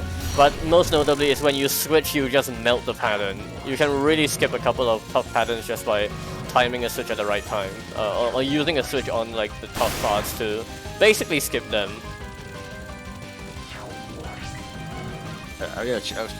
You mentioned that you also use the shot in your run, so we're probably not gonna see the other part of this duel. No, we're not gonna see the other part of this dual boss fight, but maybe someone else will Probably get in around. later streams though. Yeah. Alright, the final spell here has a unique gimmick. You have to That's a kill gimmick. both of them in short duration. If you kill one of them and then let the other one like do its thing for too long, it will revive the other boss at full health. So you need to shoot both of them down to like no health at all, and then you can kill the How the other pattern. boss is trying to heal her. Alright, here we go, TLB pattern. Once you Diversity trigger the fighting. TLB requirement for the end of stage 3, the remaining 3 boss fights will add 1 additional spell to the end of them. This is the first one for the stage 4 Ooh. boss. This Yeah. spell This one has an edge. a really nasty gimmick. You see those red lines being fired out? They're fired out and they like aim towards the player, but if the player actually gets caught by those red lines, that means that you cross in the middle of those red lines, it will link to you. And if you don't kill the lantern in time after it links to you, you will lose lives straight away, like directly to rob your life counter. On release, for every lantern that linked to you, you lost 1 life, 1 whole life. So it was Yes. very possible to enter this boss with full lives and leave with 0. It got Probably the nerfed. only attack in the entire Touhou fan game to ever deal just more than 1 life. Yeah. But yes, Which is a really crazy idea, but I still like it. it got nerfed because It's people just complained. The spell itself got easier, the lanterns got easier to kill. The lanterns lose their hitbox on Lunatic, they still have a hitbox on other difficulties. And the amount of lives that gets taken is now by like, for Lunatic, I think for every 3 lines that connect to you.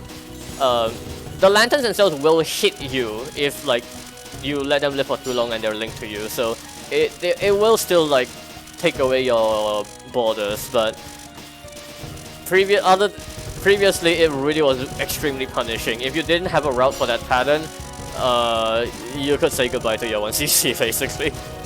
Yep. That's why it took like I think more than 100 attempts to master my my own strat, which I also shared to some people in the FNC server. Yeah. Alright, this We are under attack. this non is uniquely on Lunatic, not aimed. You'll see on the normal version it's completely aimed. Luckily, yes. I know on low difficulty this one's aim. It's quite a pain, really.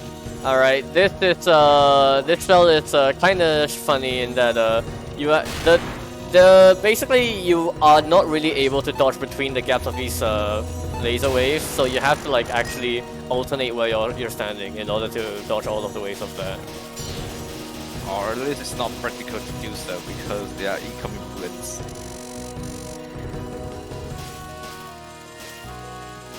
Alright. This section has a history. In the release version of this game, on Yep, Lunatic, the lasers here were 1.0. solid. One solid wall.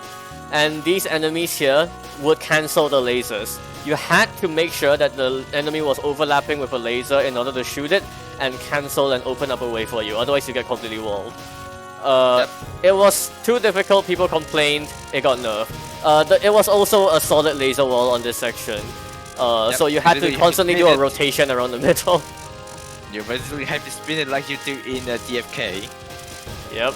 And it was too difficult. People complained. They got nerfed. And now it's just kind of boring, honestly. This boring. I mean, spinning that looks really hard. It is. Not a perfectly good game anymore. Alright, final Death Fairy here. Really dense, but also really slow. For the killing time, this one. That's not good RNG. Nah, you can speak here that with your boost. No, Okay, now no. there's the boost. This game does not. This game does not have any bombs at all. So that bomb counter being frozen is an aesthetic thing. Actually, yeah, that. Actually, you have, but it's frozen as indicated in the UI. Yeah, there's no way to use regular bombs in this game. But yes, okay. So this boss has a unique gimmick. That is that circle, that dark circle. If you go inside of it, your body gauge will get drained rapidly. This boss is also themed after the Ethereum cryptocurrency. So yeah, Chinese devs here trying to push cryptocurrency into our favorite fan game here, guys. Watch out for that. She mines your border fragments.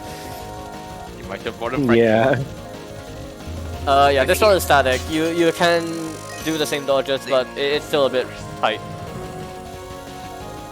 I hope it was not me who invented the mining term for this dark acid. Stop going inside that. I mean, for an LNN run, an LNB run, it really doesn't matter. Your gauge should not be drained to the point where you die from it. If you have no gauge and you go in there, you will die immediately. So that's something that can happen, but it really doesn't matter here. This boss itself is also not that difficult. So to make the non-spells a little bit easier, you can just go inside the circles. I want to say that this boss cost me so much time on writing out the entire document just to deal with some of her spell cards. Yeah, we're going to see after this random fucking non-spell, one of those spells. So here we go. This spell comprises of two phases. This phase with the red wave, you just misdirect the red wave and then you dodge this. The second wave has these white stars. The angle of the white, there's three possible formations for the white stars to spawn in, and Carl wrote a doc documenting all three and how you dodge them. Yep. But unfortunately, I documented that after this run, so I did not demonstrate that on this run. Yep. I also figured out that on easy, it only spawns one formation of that, so... On normal, it only spawns one formation of that, so it's really easy. Well, that's easier to remember. Alright. Final non here is a little spooky, but... should be fine. Oh, that's spooky. This incoming spell though. Really? Yep. Oh yeah. So these shapes are aimed directly at you. These are the 8. And So- for this specific wave, the square wave, you have to misdirect it, otherwise you will be trapped in the incoming star lasers.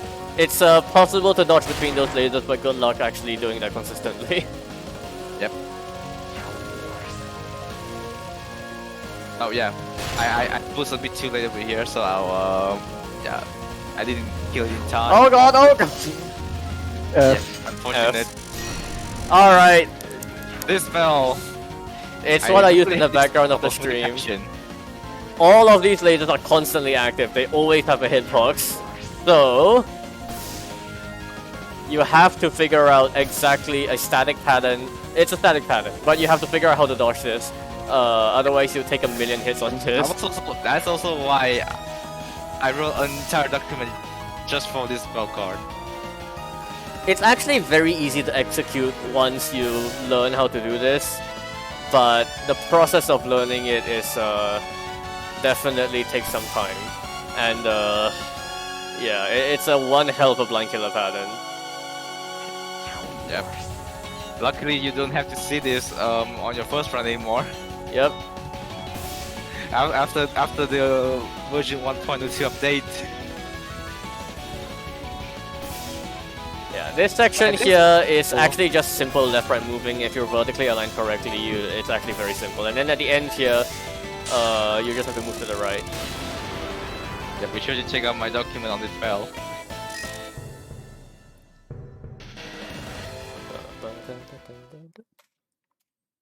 But yeah, cool crypto boss. Alright, final stage section here. The stage section of this part is honestly fairly simple, apart from one part where you have to do one cancel.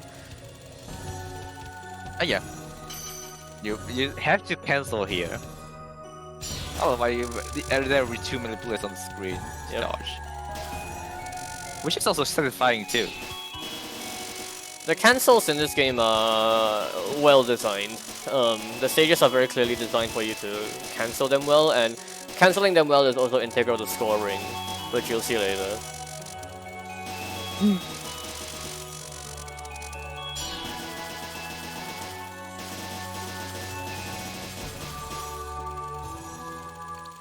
I think stage 6 heavily tends towards to scoring than probably just survival. Because Yeah, but it's also Because the they hardest don't stage to chain in the game. yeah, that's why it's challenging and it's also rewarding at the same time. Alright, so these spirits will spawn in bullet rings after a while, so you have to use one of those crystals to cancel them, otherwise You have to cancel them. otherwise It's die. a cancel game after all. You have to use gimmick.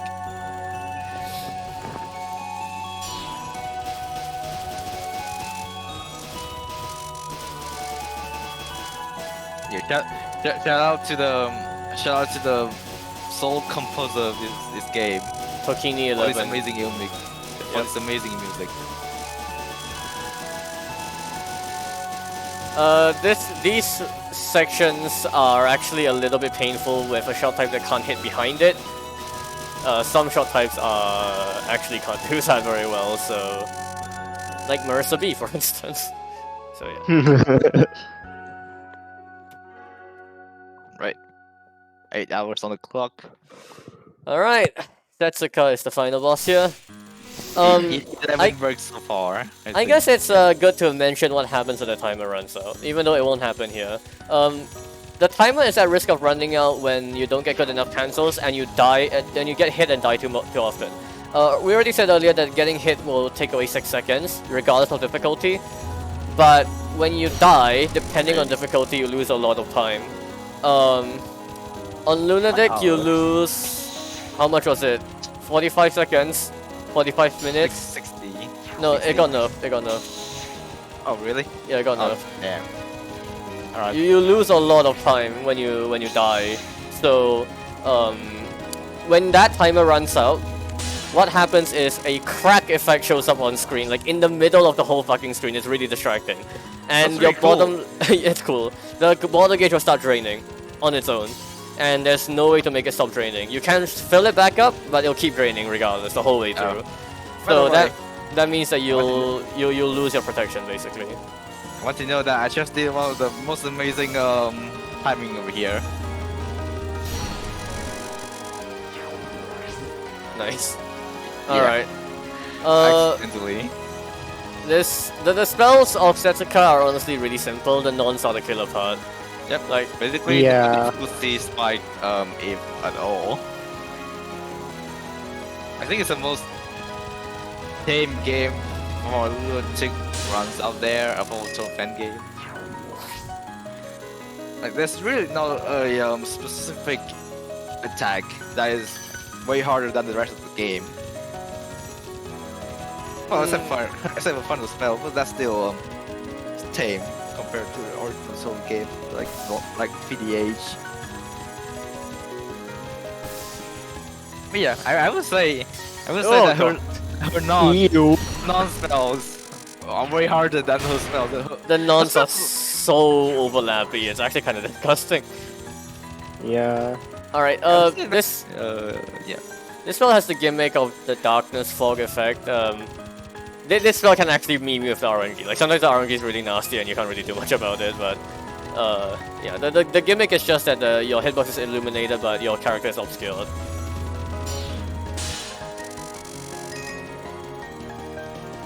Don't you know? Yep, composer names it. Yep, 11. Tokini. Tokini 11, yeah. You really don't want to be at the bottom here, what the fuck?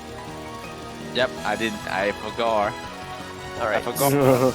But I figured out how to do this spell, so it's still okay. Yeah, this non is it's super blind killer, but it's not actually that difficult once you learn it.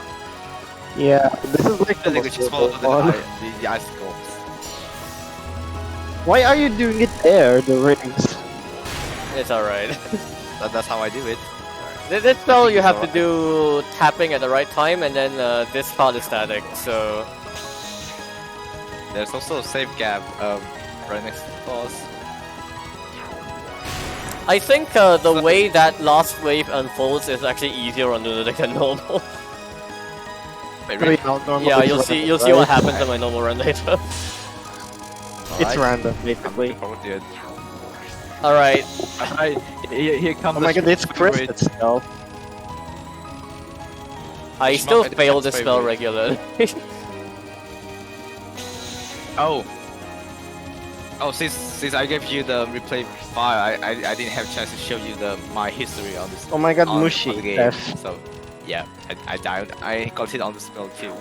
Ugh. Yeah, the macro is insane. I'm not used to play. I'm not used to play. At slow speed. Futari micro dodging style.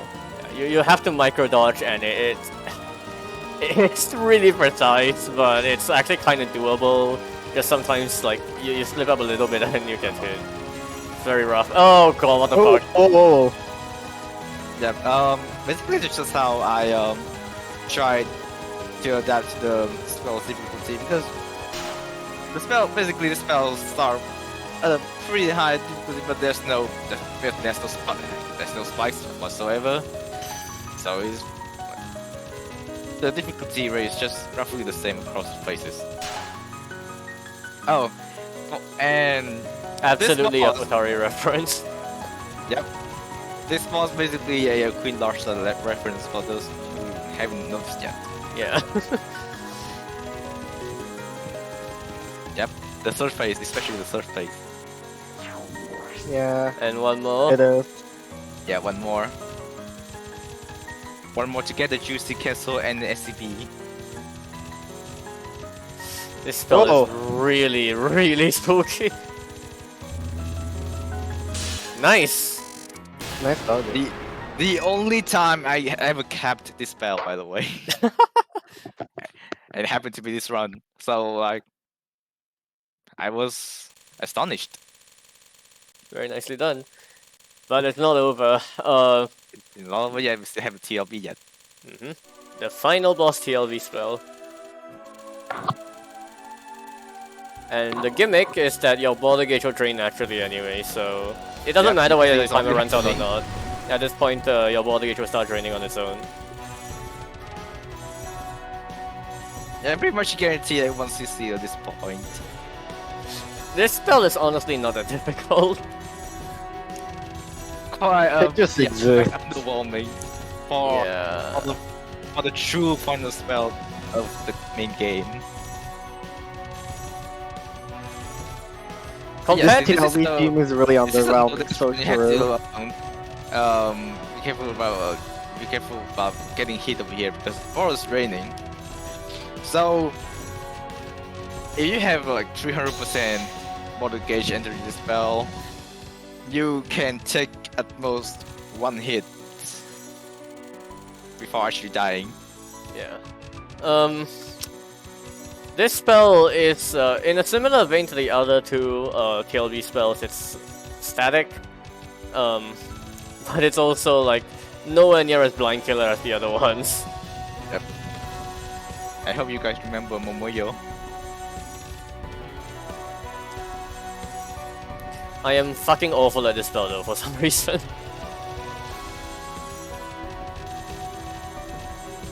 funnily enough, the spell should be just like static and aim component. For some whatever reason, if you dodge in a certain fashion, you can't get walled. You always just get pushed to the corner, and if you go to the corner at a point like this, wow. Oh god! Visual obstruction, funny. You absolutely What was don't know that? what happened. Well, Yeah. that's Still not very difficult spell to cap, Sure, okay, yeah, that happened. and that barely reached 1 billion. 10 digits. well, GG. Let's have a look at the run information again. Oh fuck! I fucking clicked the spell practice back. Oh yeah, yeah, this game had a very nice catch. All right. So if you hold shift in Yes. the replay file, it will give you information about it. 28 spells replay. captured, 15 border breaks. 15. That could have been lowered by a half. Really. But- So basically, it should be like 8 breaks at most. This game has already this been run. LNN'd. No border breaks, no releases, no deaths. Yep. Yeah. So I don't know if Wasn't that's it been. without the TLB I don't spells? think it's been with the TLB, yeah. But it honestly shouldn't Yeah. make that much of a difference.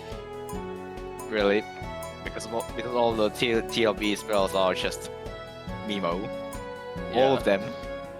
All right, my turn. Yeah, So no, that was yeah, no TLB on the perfect run, as far as I know. So that was survival. Now you're gonna see the other half of this game, which is scoring, where you're actually gonna use the system extensively. Yes, it's no miss.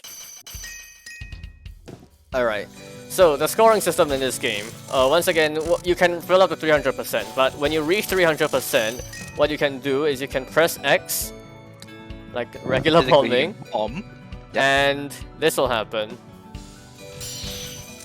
Like instead of regular bomb, you have like some sort of Cancel ring. Yeah. Yep. And you can also fill the gauge afterwards. You see a timer that showed up, right? That timer is 25 seconds long, and if you fill it up, fill the gauge up again to 300% and press X, what will happen is you'll do a chain release. The chain release, for bullets that are a certain distance away from the player character, they'll be turned into golden crystals. The golden crystals are the most effective in the game at stalling the timer. And every other bullet, including like the duration of the circle expanding, which lasts for quite a decent time, all of those will be converted into PIV. You can see there that what I did was, during that 25-second timer, I pressed X without having a full gauge, and that cancels the remaining timer to do a smaller cancel that converts the bullet into grey crystals. The grey crystals will fill the gauge a little bit and they'll stall a little bit, but I did that primarily just to fill the gauge back up to 300% to get more PIV on that non-spell earlier.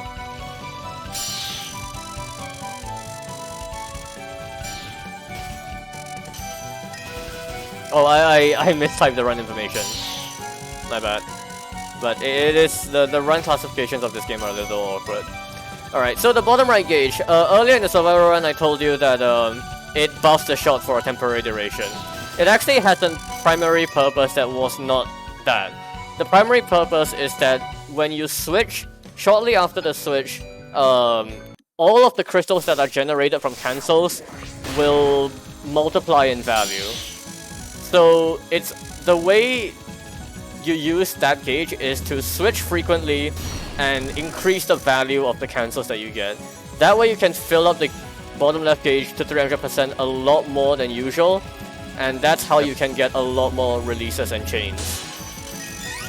So chaining in this game will increase a stage local multiplier. You can see right now it's at 1.4%. For every chain that you get plus 0.1%. And that multiplier, along with a lot of PIV in the late game, can translate to a huge amount of score in the late game. So in the late game, you do not want to drop any of your chains at all.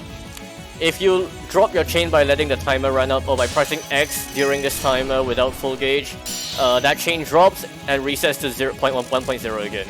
So that is very bad.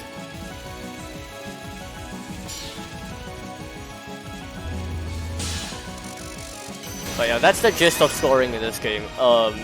You want to use the existing stage patterns to cancel bullets in order to fill the bottom left gauge. And along with that, you also want to use your releases for PIV in the early game. And you'll want to cancel them into the golden crystals for late game. But of course, there is also this additional requirement to trigger the TLB spells, which do give a decent amount of score. You also need to finish, you need to reach the stage 3 final with 18 minutes or more. So even though there is a purpose to suiciding in this game, you can't do too many of them. You also don't want to get hit too much. You don't want to be hit too much. And there's actually another problem.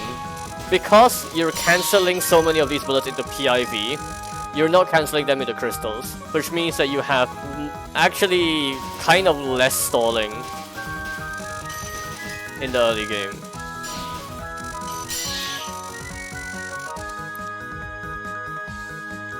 So yeah, it's a multitude of factors. But frequently using the releases is actually good for 1cc runs in particular. Because the way you get life pieces in this game, other than capturing boss patterns, is by... yeah, after. The way you get life pieces is by filling your gauge up to each 100% interval for the first time you reach them. But after you reach all 300%, then the only way to reset that count is to use the release. So releasing here and filling back up to 100% will be able to give me a life piece again. If you just get hit and then fill up the 100% again, it won't do anything.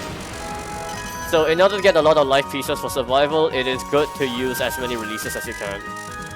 It doesn't have to be chaining. Chaining is primarily just there for scoring, more than anything. But it's good for stalling as well, the timer. So like, if you're good at chaining this game, then life is not really a problem. No, it's not a problem at all. Anymore. Alright, we're gonna skip this We a little are bit. under attack. Maybe with the timer too.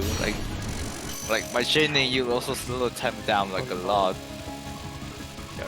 No one wants to watch Crossbow, so...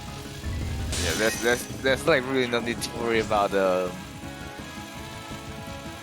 like worrying about the timer pushing down to 0.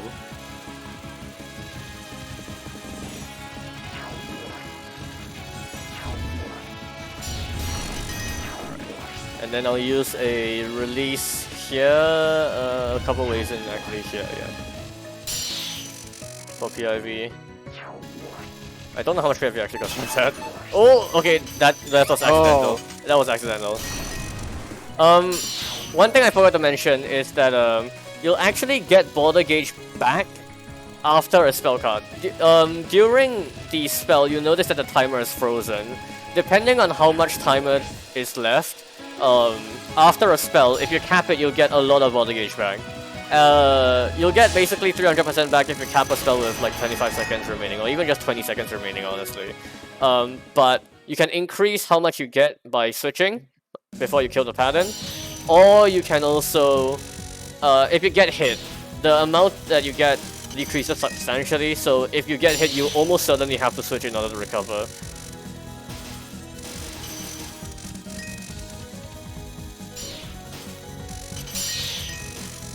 Did you mention the suiciding strat? Not yet. So suiciding has a purpose in this game for scoring. When you die, regardless of where you were previously, you'll get set to 200% gauge. So if you're at 0% gauge, and you have no means of recovering quickly and you need to release soon after, it's actually viable to just suicide and get 200% back.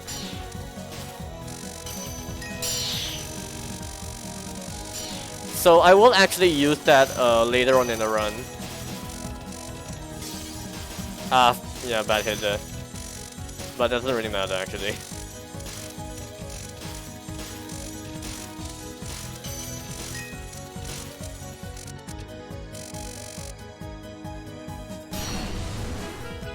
Oh, freezing.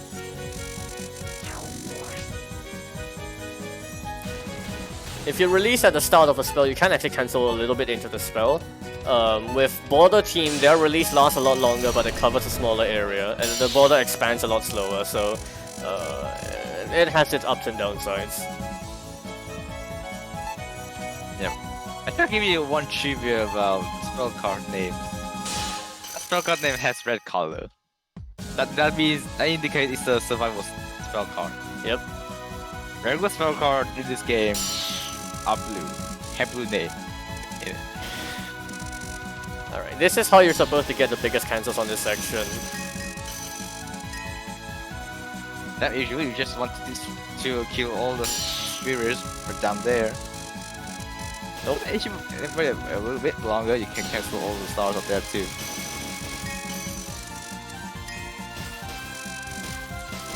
Alright, I'm about to fuck up by the way, so I think I remember fucking up near the end of this section.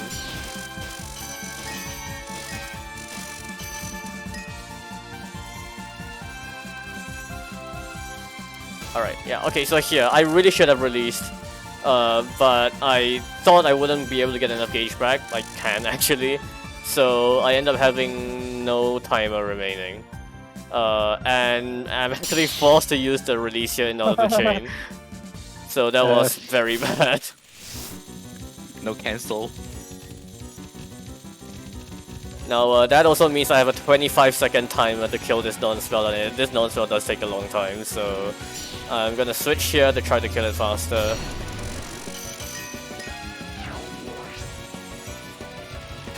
Alright, let's speed this up.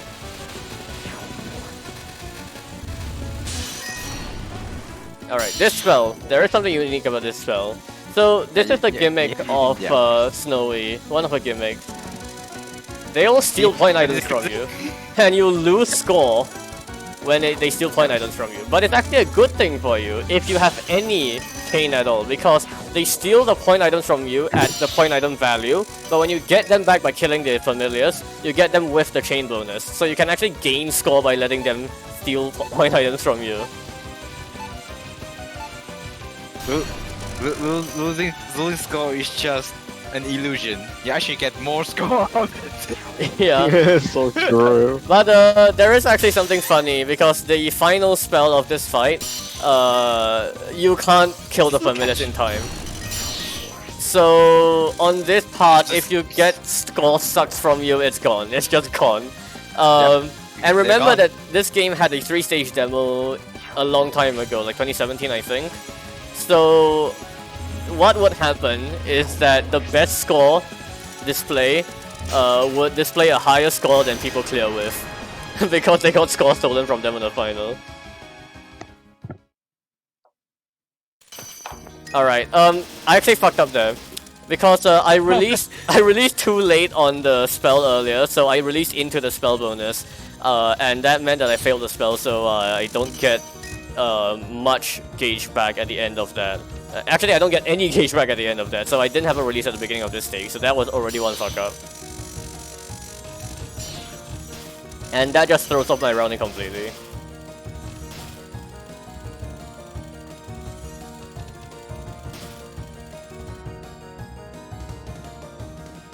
Alright, so I'm supposed to be able to get full gauge back after killing this enemy, but nope. So I can kill this enemy to get the gauge, and then continue on.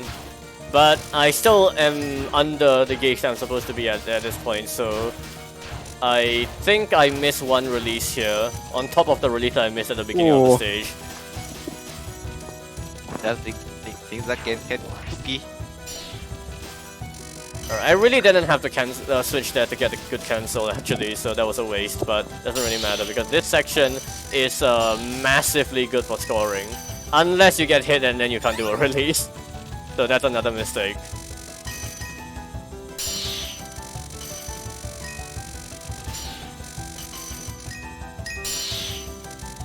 That you also need to stay far away from the bullets. So the closer bullets would turn into PIV instead of the golden crystals. At this point in the game, your PIV is decently high, so getting the golden crystals will just give you more score instead of PIV. And then here a release.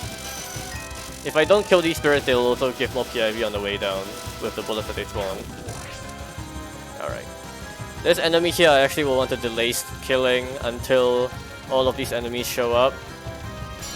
And then I kill and get a big cancel. Get a cancel here, and then...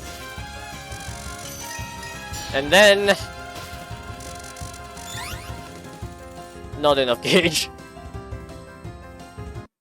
Oh, Not enough gauge and no multiplier whatsoever. This is bad. And homie. And I get hit. Well, there goes the chain. And... Flap. And the chain is gone. Which is really bad. Cancel. I've lost the entire multiplier, and also the chain will affect the spell bonus. So I also lost a bunch of spell bonus because of that. So yeah, that's really bad. And I don't get enough to do a release here. So, simply explain, in a world record run, this run is already dead. Yeah, this run is already dead. I did this run like literally a couple hours before TRS started because I just needed to do something to replace the 1cc since it would overlap with Carl's submission earlier.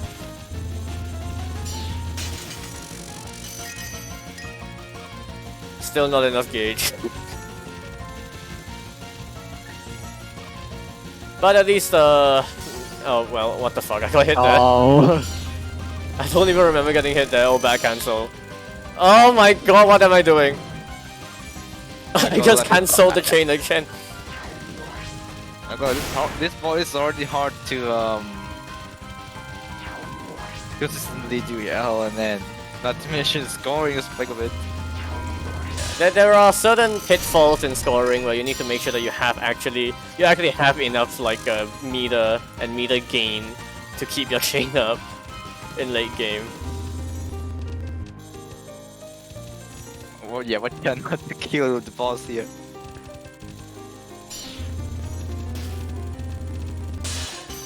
Alright, Dash. TLB spells again. I'm gonna do a different route than what Kyle does. But yeah, and anything really works here. Lasers also can kill the lanterns really well, so you don't have to really dodge much.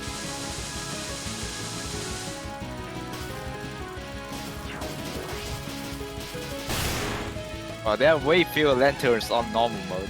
Yep.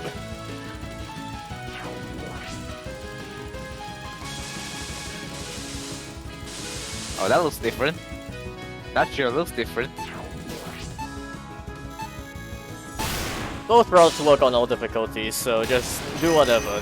Do whatever you need to capture that, but also not enough gauge. Bruh. But it's alright. The start of stage 5 has a lot of these rock enemies that will just give you a little bit of meter, so that's more than enough. And when you kill this rock enemy in the middle of the screen, it will also trigger a cancel on the rest of the rocks, so that's an easy 300%.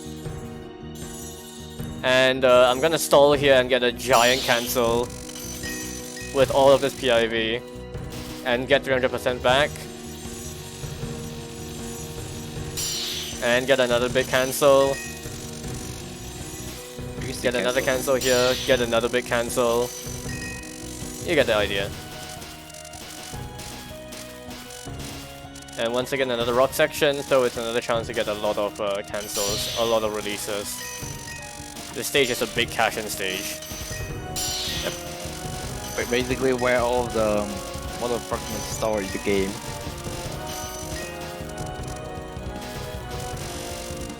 All the mined Ethereum is here. Alright, this non on lower difficulties is aimed. They do aim. This has the unfortunate side effect of meaning if you start in the middle of the screen, you will almost certainly get killed. Yep.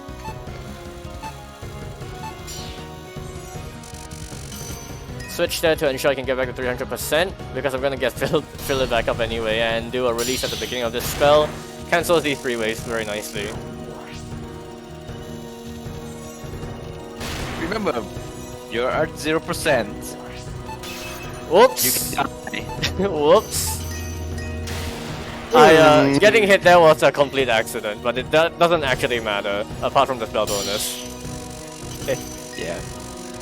Alright, switch here, get 300% back. And I'm not gonna use this because you have no means of getting any gauge during this section, so you have to hold on to this release to use, otherwise you will drop your chain. You used to be able to recharge your mortar. Not anymore.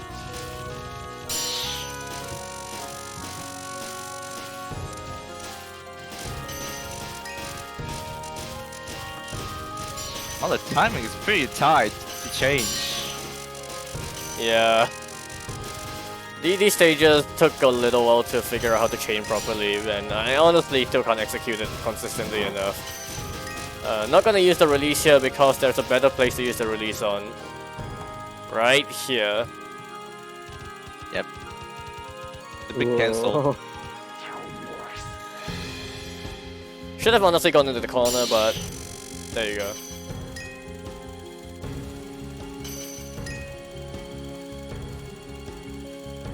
Oh, it disappeared. Didn't kill it. Yeah, I'm saying Mercer A lasers. It's Not a bit that too strong. Weak. Not that strong. Maybe it's the same as Mercer Bean Moth. Ah! Accidentally got hit there, but it shouldn't matter. That's I- not an RNG, so it's fine. If I don't get hit on this spell, it's fine. You will passively get some gauge back just by shooting the boss. Yep, very slowly though.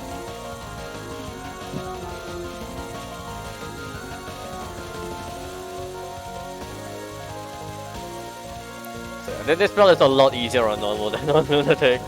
You just go into the corner on these ways and it's fine. Wow. Gonna use a cancel here, and unfortunately I don't quite have enough time to do a good cancel there, but it's alright. Still got some PIV out of it. Alright. Those ads will kill you. Alright, this spell is a bit weird. The RNG sometimes like makes me get hit here, but this time it was fine. Well, this spell is a spell.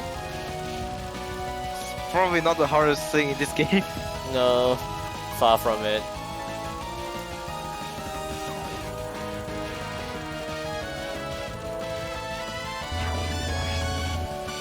Damage, please.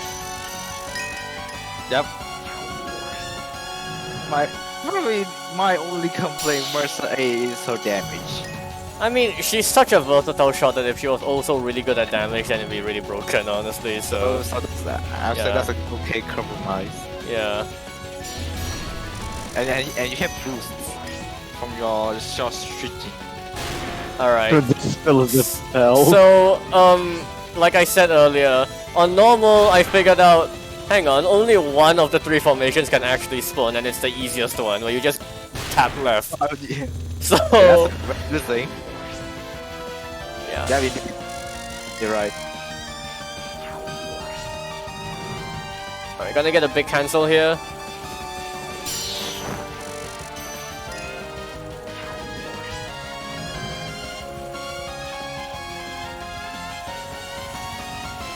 But yeah, oh fuck. Yeah, for some reason I really hate her norm. It's so easy to just get hit for no reason. Alright, It happens. thankfully I used the switch and got back to 300%, and I used the release at the beginning of the spell before the spell bonus showed up, so it doesn't count as failing the spell that way. So that helps. And on normal, you don't have to go to the side at all. You can just stay in the middle. Yeah. Oh yeah, I once tried to look at the Eteru's non-spell just to see if I can micro dodge on top of the boss. Oh. Yeah, this is bad. Nice way to start the spell. Anyway. But yeah, I tried to look. So on the second non see that the patterns, the bullet spins. So I really tried spinning that, but the problem is, man, those answers really manage your board so quickly. Yeah. So Also, I don't know what happened. I just completely failed to do this spell at all. So, whoops. And because I got hit so much here, and I need full gauge at the beginning of the next stage, I just suicide here to get the 200% gauge. That way I can get 300% gauge into the next stage. And yeah, the only difference of that spell between difficulties is the length. Like, there's 4 different phases of that spell, and each difficulty adds 1 phase. Alright, final stage here. It's really important I full chain this stage, but this is also the stupidest stage to full chain, and that's an accident. Oh, That's a complete mistake. There's no need for me to die there. on the other hand, cancel on this stage are very satisfying.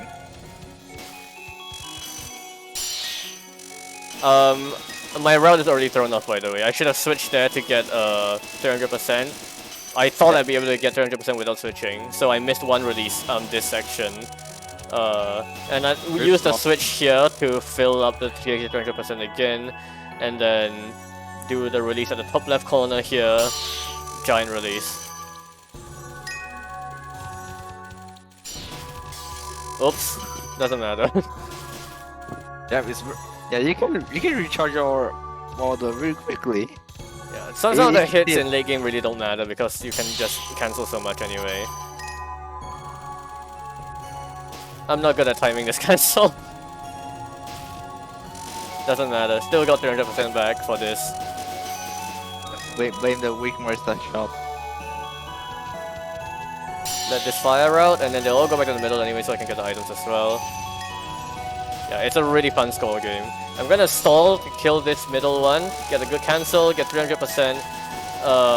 And then I'm actually not gonna use it because it's a bit risky to use it, and you might not be able to get 300% back in time for another section, this section. Because this final section here has a lot of point items, and if you drop your chain here, or if you don't have a border during it, it's really bad. So intentional hits there to get back to 200%, so I can get 300% back for the beginning of the Setsuka's first non-spell. If you don't suicide there, it's pretty much impossible as Marissa to get your chain going. But yeah, I'm forced to do a cancel here. Not very good, but it's alright. The chain is still active.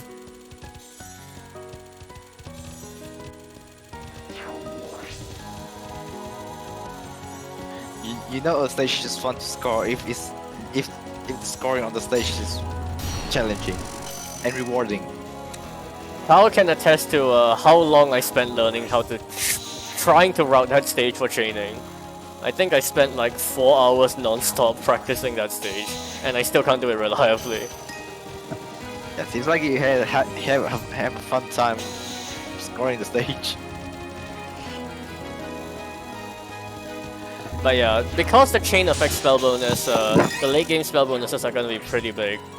There is an achievement in this game to get 3 billion score. You can see I already surpassed that. Getting the 3 billion score achievement is really just a matter of knowledge. You will have to learn a little bit, but once you do and figure out like how to do the chains and how to get a bit of PIP in the early game, it's not too difficult and honestly really fun to go for. So yeah. did they nerf that? I don't think so. They didn't really touch any of the patterns on normal, I don't think. Apart from like the stage 4 one. They probably haven't though. I think they only changed a pattern on hard and on lunatic. Yeah. I missed a release at the beginning of this spell by not switching. Could have gotten a bigger chain, but at this point that doesn't... yeah, at this point I'm just going for consistency more than anything else.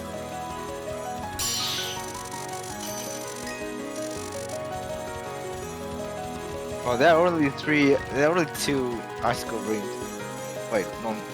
Yeah, not wrong. Sorry. Never mind. Oh, it's not this normal. This none is fine on normal.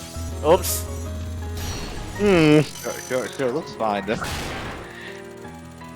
And then this spell, I said earlier the RNG can be very stupid. Can it? Oh yeah, the flower can. Oh, they can. I mean, I saw those clothing in there. Wrong Like, up. why would you ever go there? Have you ever gotten hit by those flowers? I think I have before on a previous failed run. Because that was one I was curious. I was curious how big those flowers these blocks are. I So they- think it might be the dot in the middle, but yeah. I think they're as big as the mentors, but still a bit bigger. It's spooky. It's really spooky. The RNG can be a bit stupid sometimes, but I did wall myself in there. Yep. Right. This Yeah, non is a also lot leading. easier on normal, thankfully. And then we have this spell which is free. Except, instead of falling down neatly, it's random and blab. Yeah, I don't really know what the fuck I was supposed to do there. The clumpy syndrome. So yeah, I suicided to get 200% back so I can actually get enough gauge for 300%. And I still didn't get it because, whoops. Fuck me. And then I get hit on the task spell. FML.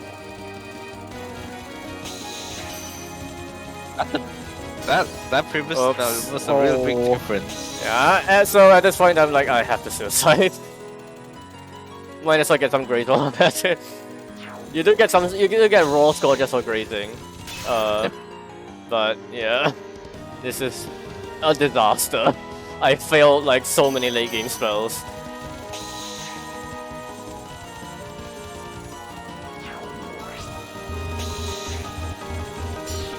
Yeah, for comparison, the previous run, my run, captured 28 out of 32 spells. This run is a lot worse than that. But yeah, the final, it's honestly really spooky on normal as well.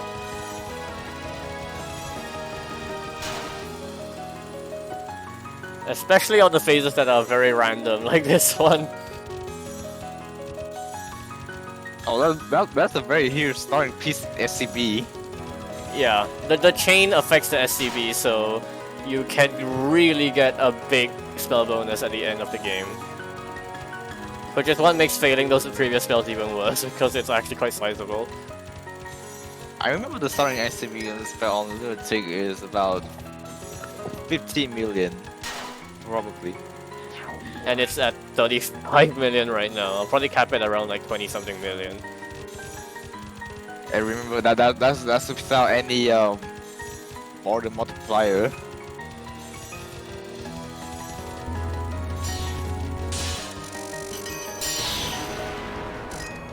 Same goes for the TLB spell too. Yep. One more release before the TLB spell, just to get the chain up a little bit higher. For those final items and also for this final spell card bonus. Now, I guess fun fact, when this game first released, your PIV was constantly dropping. Dying and getting hit dropped your PIV even more. Yeah, So there it was- used to be PIV decay. It was not unusual for 1cc to end with 10,000 PIV in the starting amount. But not anymore. And that resulted in counter-stopping this game become A a lot lot easier. Yeah. So the spell bonus here is 63 million. Pretty big. Pretty freaking big. Yep. The clear bonus is a set 100 million. So all I have to do is to just cap this spell and I'll get 4 billion. And judging by your high score, Yeah. Yeah. no.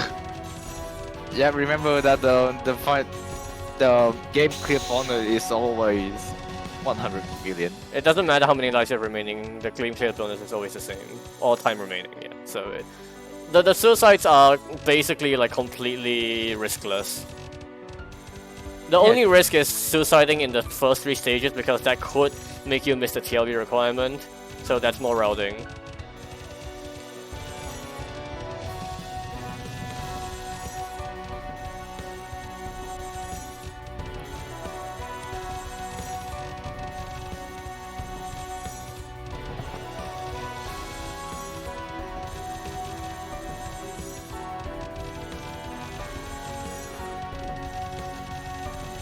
Yeah, when I first see this spell, I really like the effect of the screen freezing like this until You have to dodge in the of corner. screen. Yeah. Oh, that's Ah. unfortunate. Rip. Well, there goes 63 million. That. Yeah, there goes 63 million points, Yep. which basically could have pushed the current score to 4 billion.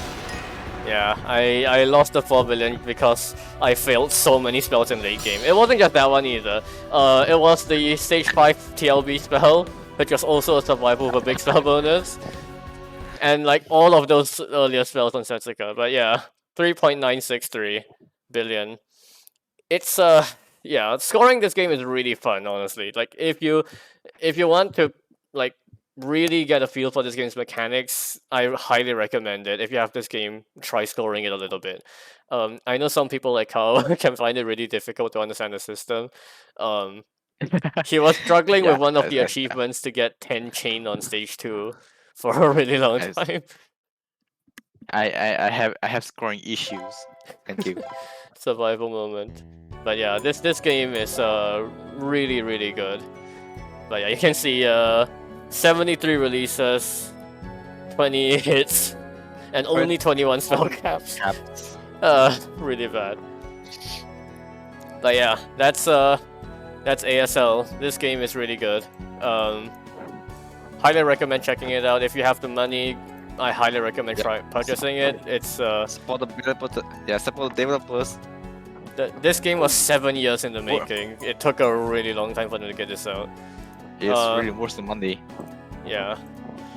We have another ASL run in the queue. It's a Marissa that? B run for Lunatic by Penizel, I think. So yeah, we will get to watch that soon enough. But Soon TM. yeah, this I'll just say that this is one of the more blind unfriendly games in recent history, in part because of its cancel-based nature. If you don't know what you're doing on the stages, you will get hit a lot. If you watched our early like blind streams and blind reaction plays, like it's always going to be terrible. And the timer is going to be a big problem. But you can see at this point, with more knowledge of the game and with like good routes and stuff, the game becomes a lot easier and a lot more fun to play as well. So this is a sort of fan game where you really do need to like give it the time for it to bloom. But yeah, that's all we have for TRS today. Thanks for watching, guys. TRS will continue regular programming. Next week, Gastari will be back with 6 runs for him. And we have even more fan games to cover next week. I don't know if Ruslan is still here. If you are, just a reminder that you have to give me, you have to not give me an SP replay because I cannot show that. It'll just desync. There's no point in showing a desyncing replay. But yeah, we have more fan games in future TRSs as well, so stay tuned for that. And we have a Discord server. Nightbot just posted that earlier. Join that. We have a couple channels in there, including a TRS Inquiries channel for you to request updates to your submissions or request that your submission be shown on a specific day or by a specific commentator. So that's a very useful channel for a lot of people to make amendments to their existing submissions. It's also just a very active gameplay community, so join that if you haven't already. And other than that, anything else, guys? No, not really. Alright. I guess that's all for today. Yep, we'll see you next week on TRS. Yeah, bye. Thanks for Yeah. watching.